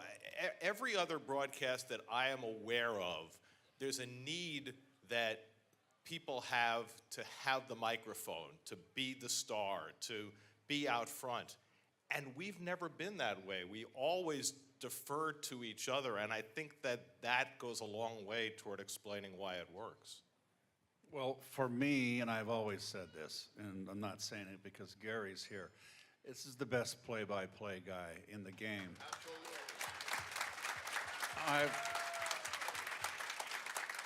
I've always said that Ronnie and I are members of the band, and Gary's Lawrence Welk, or, you know. And a one, and a two. But Gary feeds off us and directs, he is the director, he directs the broadcast, and if I go off into orbit somewhere, he'll reel me back in. But I think the most... Does that happen ever? I've gotten better over the years. Now he's only orbiting Mars rather than Jupiter. But I think the most important thing is that we've got two parts of the game. There's pitching, that Ronnie is obviously knows things that I couldn't possibly know, and then the hitting aspect. And I think that really balances the broadcast. And with Gary, the way he orchestrates everything, and he engages us. I mean, when there was 3-hour games, we tell you, I could fall asleep once in a while. Those games were so long and boring. Gary's at his best in those games. Good. And he keeps us on our toes. He asks questions. I think that you fans at home, I think it enhances the broadcast. And there's no one else that does it like him. You know, I come from a unique place because I do other games with other people, and I have other three-man booths I'm part of. And I know people come up to me all the time and say, boy, you're so great with Keith and Gary, but, you know, the broadcast for the other network, not so good. And it's impossible to recreate. That's how good it has become. And Keith was saying about pitching and hitting. Gary can attest to this. Right before we came on air, I don't know if it was spring training or the regular season, our first year, we were about to do the opens, like, hey, countdown, 30 seconds, we'll be on air. Keith goes, remember, I've got the hitting, you've got the pitching. And it was so beautiful and so simple, because that's really the problem with a three-man booth, is that people talk over each other all the time, and we don't have that. And if we do it, talk over each other, it's a shtick. We're having fun talking over each other. Well, speaking of the shtick, by the way, you know, for me, and again, I have the best seat in the house to witness this over the last decade, but it's the knowledge and the chemistry that you guys bring, but then it's also the shtick and the fun. And I know everybody here knows what I'm talking about, but just in case, for a quick little refresher, we've got a little video from the past 20 years. We've had trouble road trip with this camera, and I'm just really thrilled. And this camera is so swift. No! Everything I touch. How did that happen? Kurt, it's not coming out of my paycheck. Usually by this time we've heard about Keith's postseason plans. This year we haven't heard much, so there's an idea. I'll do that. Nice shorts. How about Keith as Elmer Fudd? That wascally wow. You guys are idiots. Well, apparently the first pictures of Keith's recovery are in. It was a little more serious than we thought. Well, happy recovery, friend. Good morning. Rise and shine. I know what you're thinking. Who does this guy think he is? I'm Keith Hernandez, and I hope you have a great day, pretty boy.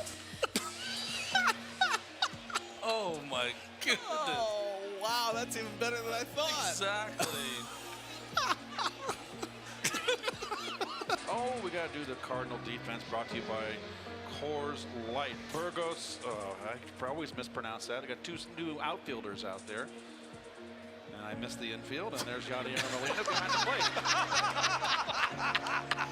That was awesome. Hey, you got the catcher. It's great. You're all set. Welcome back to St. Louis, folks, where the Mets are ahead 6-3. We referenced earlier that Gary had a photo in his wallet with his long hair back in his Columbia days. Now, folks, take a look. I want to ask this question, and I'm dead serious for you women out there and your men. If your daughter brought home this man, would you let him in the door? That's a text poll. So we've seen a couple of postseason ideas for Keith. How about this? Trimming the hedges. Oh, Edward Scissorhands. What's the hat?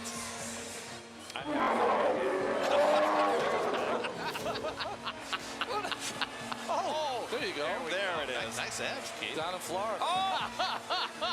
That's Funny and the Bear. Hey, Keith. What's up? Oh, hi. Didn't see you there. We've been here literally the entire time you have. Last season was such a roller coaster. I don't know if I can go through that again. I mean, think about what you're asking, man. What the hell are you asking, man? Will you follow me again? I'm getting too old for this. To the booth! To the booth! To the booth! Okay!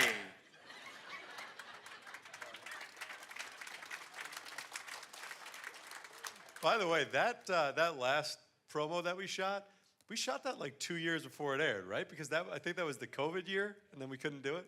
But anyway, that's just a little bit of what you see on our broadcast on a nightly basis. And so this is actually a question I've never asked you guys or the guys in the truck who, they don't get as much credit as they deserve because so much of that is due to our producer and the guys in the truck, their creativity. But was it just totally an organic thing where this broadcast became that in a sense that, or in the sense that most broadcasts don't allow for something like that? Well, I think a lot of the credit goes to the people we work for. I think that they have understood from the beginning that they need to let us fly a little bit. But it's also, Ronnie has said this in the past, sometimes it feels like what we're doing is a parody of a baseball broadcast. And, there's some stock in that too. If you remember, whether it was Fernwood Tonight or the Gary Shandling show, we're kind of doing a show, but we're also doing a parody of a show at the same time. And if we can get people to chuckle a little bit along with bringing them the baseball game, especially before the pitch clock when there was so much time to fill, I think that you keep people watching longer, and that ultimately is the goal, right? Yeah, again, I reiterate what Steve and Gary were saying. Greg Picker is our producer. John DeMarsco is our director. Tommy Rockland and Eddie Warman are the four people that travel with us. They're with us all the time. And Greg Picker, our producer, pushes us all the time to go to different. One of the toughest things in spring training is meeting with Greg, and he has a list of 100 things that he wants us to do this year, and we have to try to get it because he gets bored as well. Ronnie, he emailed me mine. He did 2 days ago, which go. is well in advance. So he's antsy now. It's a nightmare for you. Oh, a nightmare. Yeah, but it's we have just become a great team together. Broadcasters are strange. We're not part of the team. We're our own entity, and we're the only teammates we have. So we kind of stick together. Well, I think that all that stuff, the comedy that comes with it, comes naturally. But it's also, I think, our producer, Greg Picker, he's the one that really encouraged us, because we're really a local broadcast for you folks, Met fandom out there. And we've been there 20 years, with a lot of kids that have grown up watching us, a lot of families. And you just can't do a straight broadcast. It's a long season, as you know, 162 games. And there has to be some levity and some comedy in it. And it happens naturally. And, this guy right here has a very subtle sense of humor. A wry sense of humor, which I just love. When I'm working with Gary, I like to probe him and get him to chuckle. and make a comment back. So it just works great. We've been at it so long, we can do it with one hand, one arm tied behind our back. My favorite part is Gary's so subtle, as Keith was saying, but he's so smart that there are so many times on our broadcast over the 20 years, he will say something that I know he went deep, and it takes me longer to laugh at, like what did oh, it's so funny, and I start laughing, like it makes no sense that I'm laughing, but I had to wait because I couldn't process it all. You know, both of these guys mentioned Greg Picker, and he is such a huge part of it. And I think the thing to understand about Greg is, A, he played baseball, so he really knows the game, and he pushes these guys especially to not give you the obvious answer to whatever question. He always pushes them to go to the next level, not just the what, but the why. The other piece is that Greg, before he came to us, had never done everyday baseball before. He had done either a game of the week format or he'd done special events. He was very into tennis, did a lot of US Opens and such. So having to do baseball every day, he has a restless personality and he gets very bored. And so that is the initiative for him to push us to go to the limits of what we do. So he gets an enormous piece of the credit. For example, Keith knows this as well as I do. When we have to talk about something technical, I'll say it or Keith will say it, but I know I've heard this many times. I'll say it and I feel like I really nailed it, and you hear him in your ear go, what does that mean? And you feel really bad about yourself, but he makes you go a little further.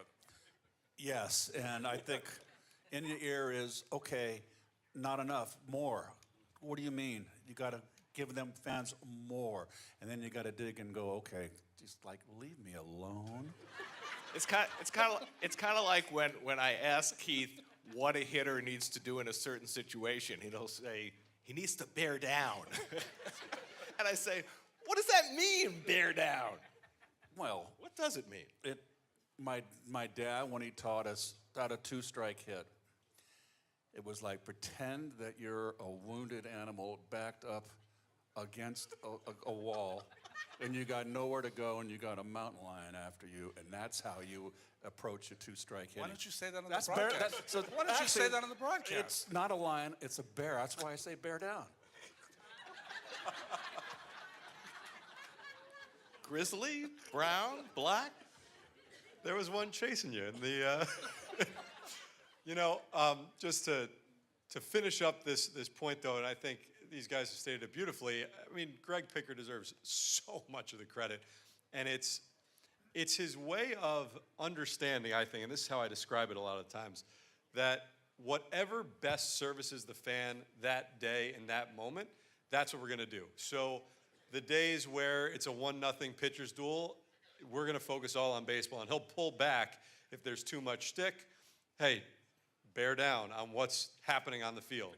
And then there are other days where, the game will be a blowout, and he'll start to push you. I mean, he'll push me all the time to do something stupid if it's a blowout, right? But even like I heard someone shout out the vending machine thing. That came from, we had dinner in Cincinnati, and Greg, who also can get very upset about certain food options, right? Greg was sitting at dinner, and he said, they've got this vending machine. It's disgusting outside of the truck. Like, who eats this? And then he just looked at me, and he's like, you should eat that on the air. And that's how it happened. So it's 95% of it comes from Greg Picker. All right, last thing. Sometimes that could lead you to a bad spot, though. The beer snake. The beer snake. That was the most angry I remember Greg getting at me. And if you go back, so I'm going to tell the story briefly, because this is not about me. This is about the three of them. But that game in Chicago, we were showing the beer snake. The Mets were winning big. It was before the pitch clock. And Ron said, and now I know this. In the beginning, I didn't realize this. But anytime Ronnie says, like, oh, Steve, maybe you should go check that out, that means, Steve, you're going to check that out. Like, that means we need some help up here, so you're getting your butt out there. So I went out there, and I'm talking to this guy that had a few of those cups. And I said, this guy's going to make great TV. Like, this guy is incredible. And the only reason I was comfortable with putting him on the air is that he asked me 2 questions. He said, can I say beer, or do you want me to use a different word? And I said, why don't you just say beverage? But I thought if he's asking me that, he knows at least. He's not going to go out there and say something stupid. And then he said, can I say hello to my family? I said, sure, yeah, you can say hello to your family. So now I made the mistake of not telling Greg that I was putting this guy on the air. So if you go back and watch that clip, what you'll see is that I start and I'm smiling really wide. I think I've got the best thing going. And then you just slowly see that smile go like this. Because in my ear, Greg's like, take that microphone away from him. Take it away from him. Because the last thing that you want to do is put somebody who you don't know what they're going to say on the air. But it worked out okay, and I'm still here today. And we're very thankful for that, because anything could have happened in that moment. Anything could have happened in Live that moment. TV, you know? Yeah. Can I say one thing? Yeah. Steve is part of the broadcast, and he's terrific down in the sidelines. And we love the, and Greg encourages this, is that when we banter back and forth with Steve, we have so much fun. You know, it's whether it's an 8-0 game or there's a little interlude somewhere that we work with Steve, and Steve does such a good job. And he's down there, sitting down there in the cold. He's got to watch the game, and you know, all of a sudden they throw to him, and he's got to come up with stuff, and you're terrific. I know about that. Every time I go into the cafeteria, he's in there having Shake Shack, so it's not that bad. Well, thank you very much, Keith. Ron, I don't know. All right, last question before we get to some fan questions. So since this is a celebration of 20 years, how would you say the 3 of you as a broadcast team have evolved from year 1 to where you are right now?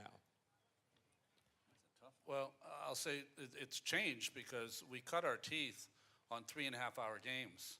And with the pitch clock, it has changed a lot. So we've had to kind of evolve as the game has evolved. But the general premise of how we prepare for games and get ready and how we enjoy games is still the same. So I don't think it's changed that much. But the banter back and forth is less now because the game is so much quicker.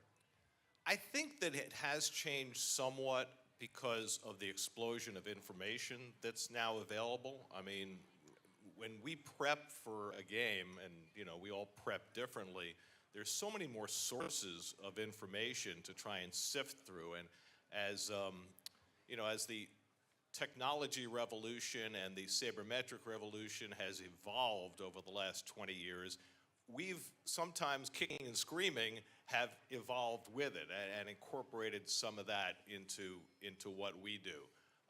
But the one thing that hasn't changed, and I know this for a fact, is that of all the people who have ever come up to me, fans, to talk about the broadcast, not a single one of them has said, you need to use more statistics.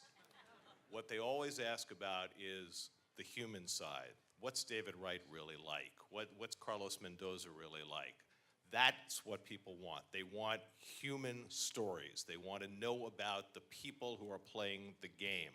And I think that we've been true to that, and that's part of why maybe we've had to come kicking and screaming into the modern era, information-wise.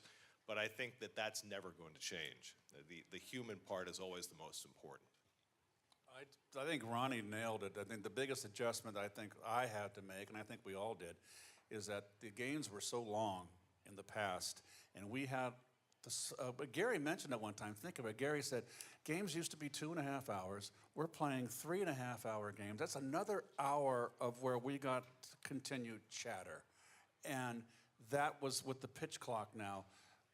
The big difference now is that we haven't got time to expound on something which I miss sometimes, but I'll take the 2.5-hour games, trust me.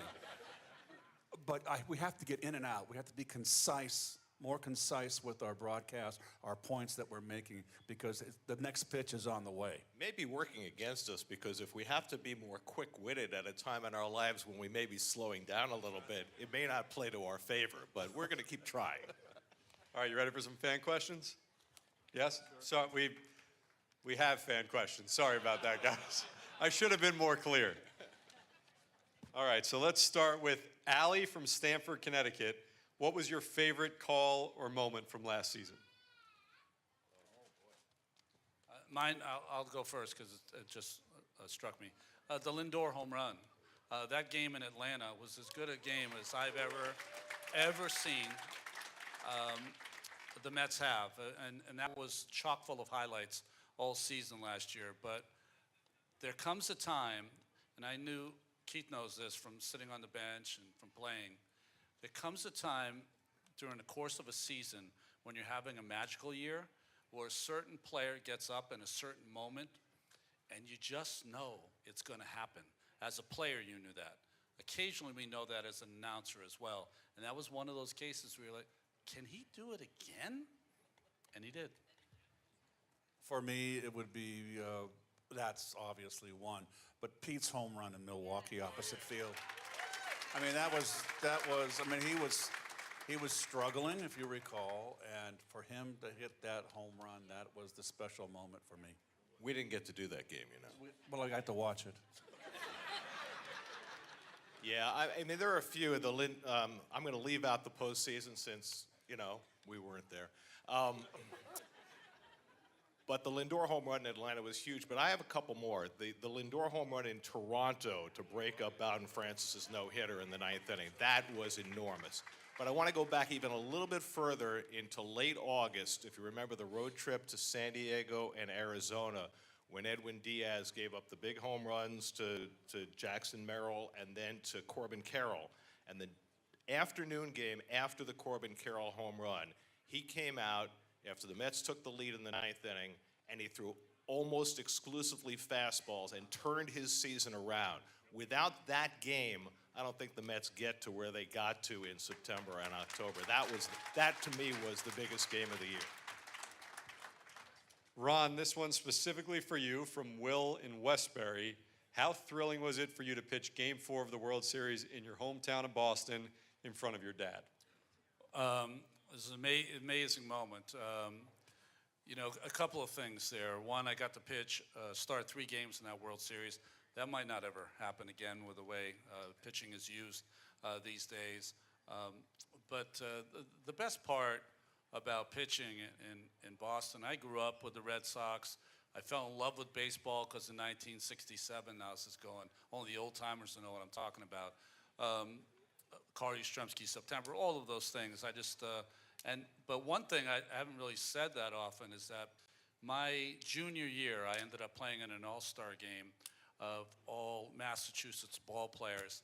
And the scout for the Red Sox, remain nameless, said to me, you're thinking of going to Yale, aren't you? And I said, yeah, I'm thinking about that. He goes, good, because you'll never be a ball player.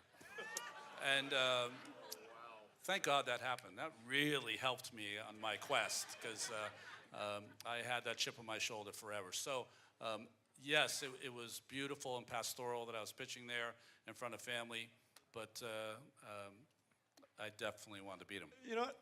I actually want to follow up on that because we hear even this year about how much Vientos had a chip on his shoulder based on what he had to go through. What is the tangible effect of something like that on a professional athlete, on someone that ultimately gets to where you guys got? I've never met a good player who doesn't have an edge. And what happens sometimes, you have that edge, and because of the way life transcends, it could be your at-home life, it could be the money you make, it could be a lot of things, but you could lose that edge. And the chip on your shoulder is that edge that is needed, because all the players are fantastic. They're so good. They're the best of the best. So you need that little bit of an edge, and I had that for my entire career. So this next one's for Gary, and it's great. It's from Sarah from Babylon, because many of you don't know this, but Gary is a huge Taylor Swift fan. So the question is, what's been your favorite Mets era to call? Oh, I get it. It's a good thing you didn't ask me about any Taylor Swift song, because era.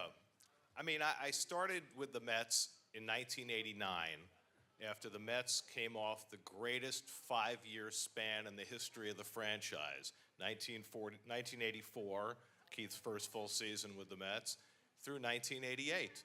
And I arrived in 1989. and the Mets proceeded to go 10 straight years without making the postseason.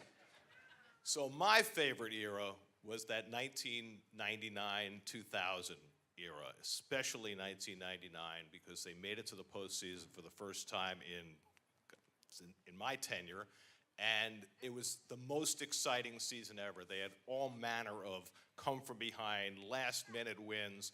They were 2 games out of a wild card spot with 3 games to play at the end of the season, and got it tied on the last day, and won the one-game playoff in Cincinnati, and won in dramatic fashion against the Diamondbacks in the postseason, and then the comeback against the Braves and Robin Ventura's grand slam single before they finally succumbed in 6 in the LCS, much like the 2024 Mets. And I think that 1999 team was always my favorite until this past year. This team reminded me so much of that one, and hopefully just like that era, the following year they can get back to the World Series. By the way, in the future, Chrissy Hynde, not Taylor Swift. All right, Keith and Ron, this is from Ben from Astoria. When was the moment in 1986 when you knew you had something special? Oh, gosh. I would probably the turning point was that first road trip and that 4-game sweep in St. Louis in April. Because we opened up against the Pirates, I believe. We had, I think we were like 3-3 or 2-4 on the homestand. I'm not sure. I don't remember. And we went to Philly, then St. Louis. But anyway, it was a tough, daunting road trip, and St. Louis was a very, very good team, and that was our competition.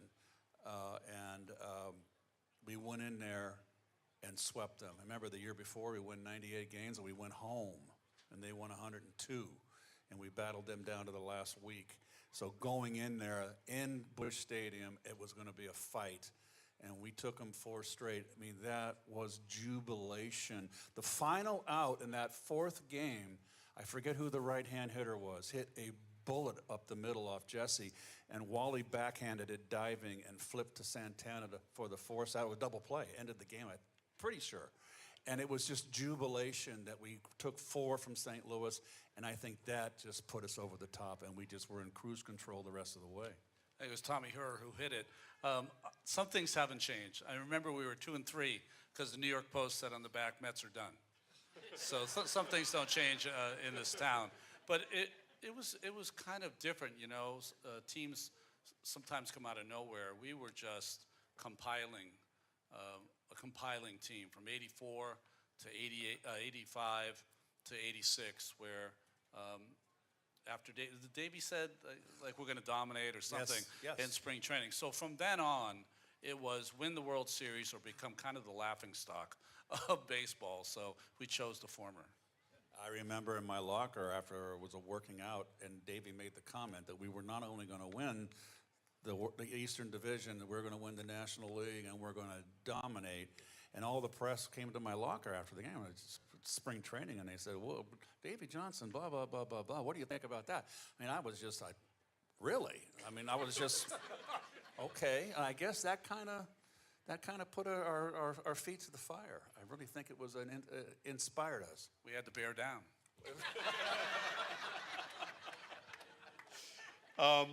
Brennan from Holtzville asked a question that before I say it, I do think one of the things that is so apparent when you watch our broadcast is that we all genuinely like each other. Everybody's friends, not just on the air, but behind the scenes as well. Don't answer that, Gary. It wasn't a question.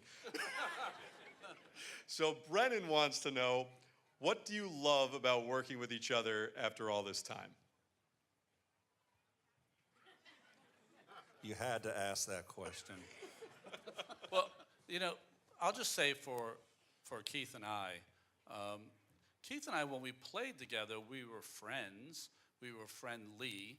We would go to dinner. We hung out at times. We dated girls that were friends with each other, so sometimes that would put us in the same. We didn't share. We didn't, but I wouldn't say we were friends. And the greatest part of this job, to tell you the truth, is that we become great friends. And that is the best thing about this job to me, is that at some point we've had this long relationship. You know, I've known him since I was in '83. When I came over, I was 22 years old. So known him since I was 22 years old, and we never. Ball playing is different because you become friends, but sometimes you don't go the next step because at some point you're going to be traded or free agent or you're going to leave. I remember one of my first years, Ed Lynch became my dear friend. I loved Eddie. And when he got traded, it broke my heart. And I said, I'm never going to let that happen again, which is a very immature way to think about life. But that's how it was. And it's just nice that we've come full circle now and spent Thanksgivings together now. So it's nice. Well, one of the things about this job, and Ronnie mentioned it earlier, is that we're in a kind of bubble. We're not on the team, and although we work for the network, we're not with the rest of the network. We're just in our little flying bubble. And so we spend more time with one another than we do with our families during the season. And you can't do that unless there's an enormous amount of mutual respect. And the reason that we respect one another the way we do is because all of us are always about making the broadcast the best it can be. And it goes back to what I was talking about earlier and the lack of ego.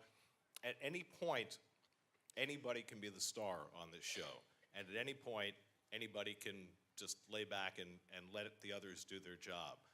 But what we always know is that all of us, Steve's included in that because, you know, he's good friends too,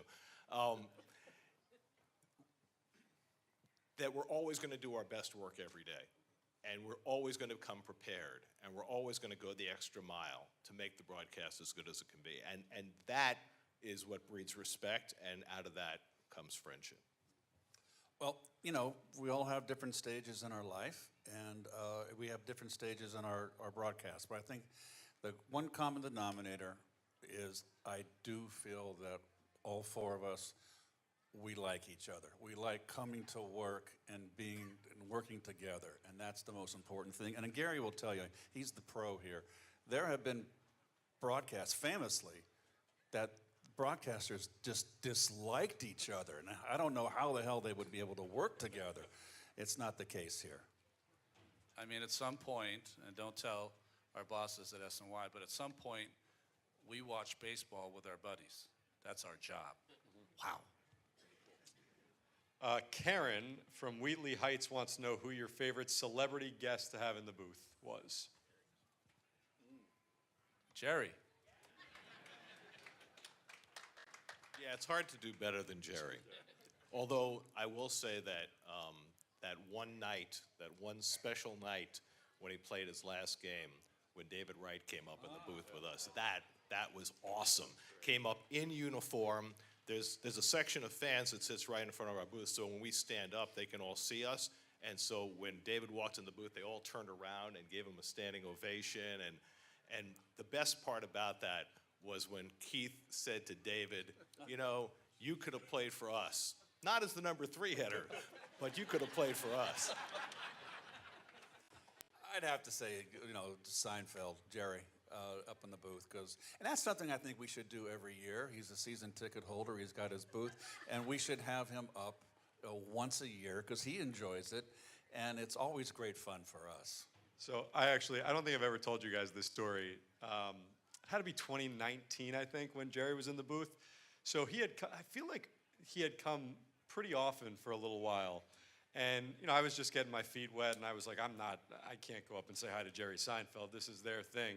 And finally, in 2019, I said, all right, when he's done, I'm going to wait outside the booth, and I'm just going to introduce myself. I have to meet Jerry Seinfeld. And I'm up there, and I was getting nervous. Like, how am I going to, you know, and everybody wants a piece of Jerry. So I'm like, don't tell a joke. So I'm waiting there, and he walks out, and I'm about to introduce myself, and he just goes, Steve Gelbs, big fan. And I just said, me too. But I realized if you're watching Mets baseball, this is the only way to watch. All right, this is from Cade and Merrick. I don't know if I should ask this question. What was the style of the '86 Mets in one word?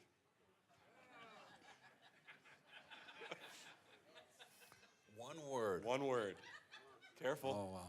Brash. Driven. Good. I just remember the day that we played the day-night doubleheader at Yankee Stadium and at Shea, and we're on the bus going from Yankee Stadium back to Flushing, and we're getting a police escort, and they're cutting off this rush hour, and you can see the angry faces of the drivers as the police cut them off so that these hotshot ball players and broadcasters could get through the traffic and get for the night game. And Ronnie's sitting there next to us on the bus, and he goes, you know, in '86, the cops weren't in front of the bus, they were behind the bus.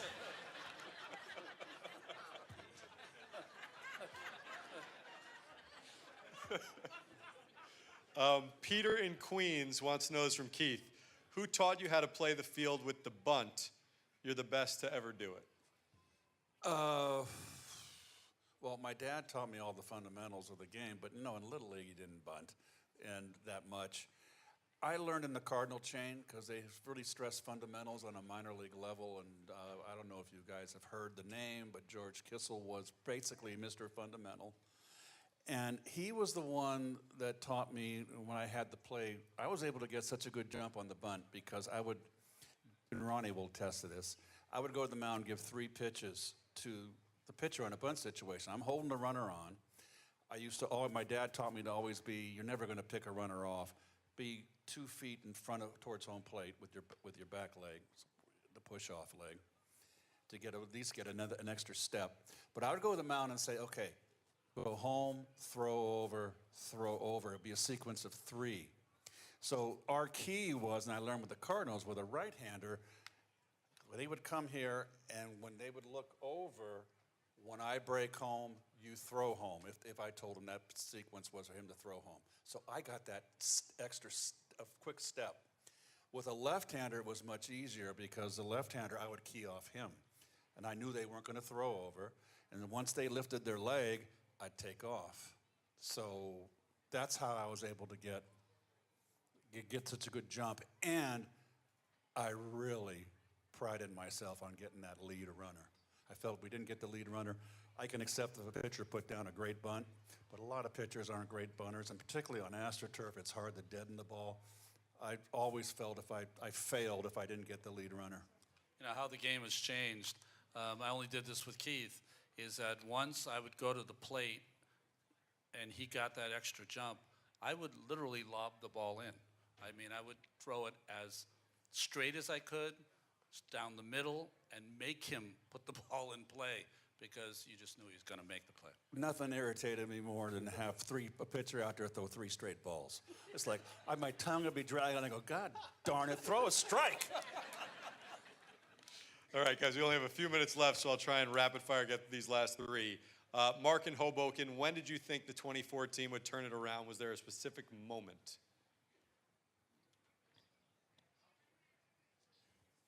Well, I think the players would tell you that the team meeting after the loss to the Dodgers, when the glove flew into the stands, was really I think it was a galvanizing moment for them, a moment when they stepped back and then stepped forward and really decided to make each other even more accountable for what would happen every day.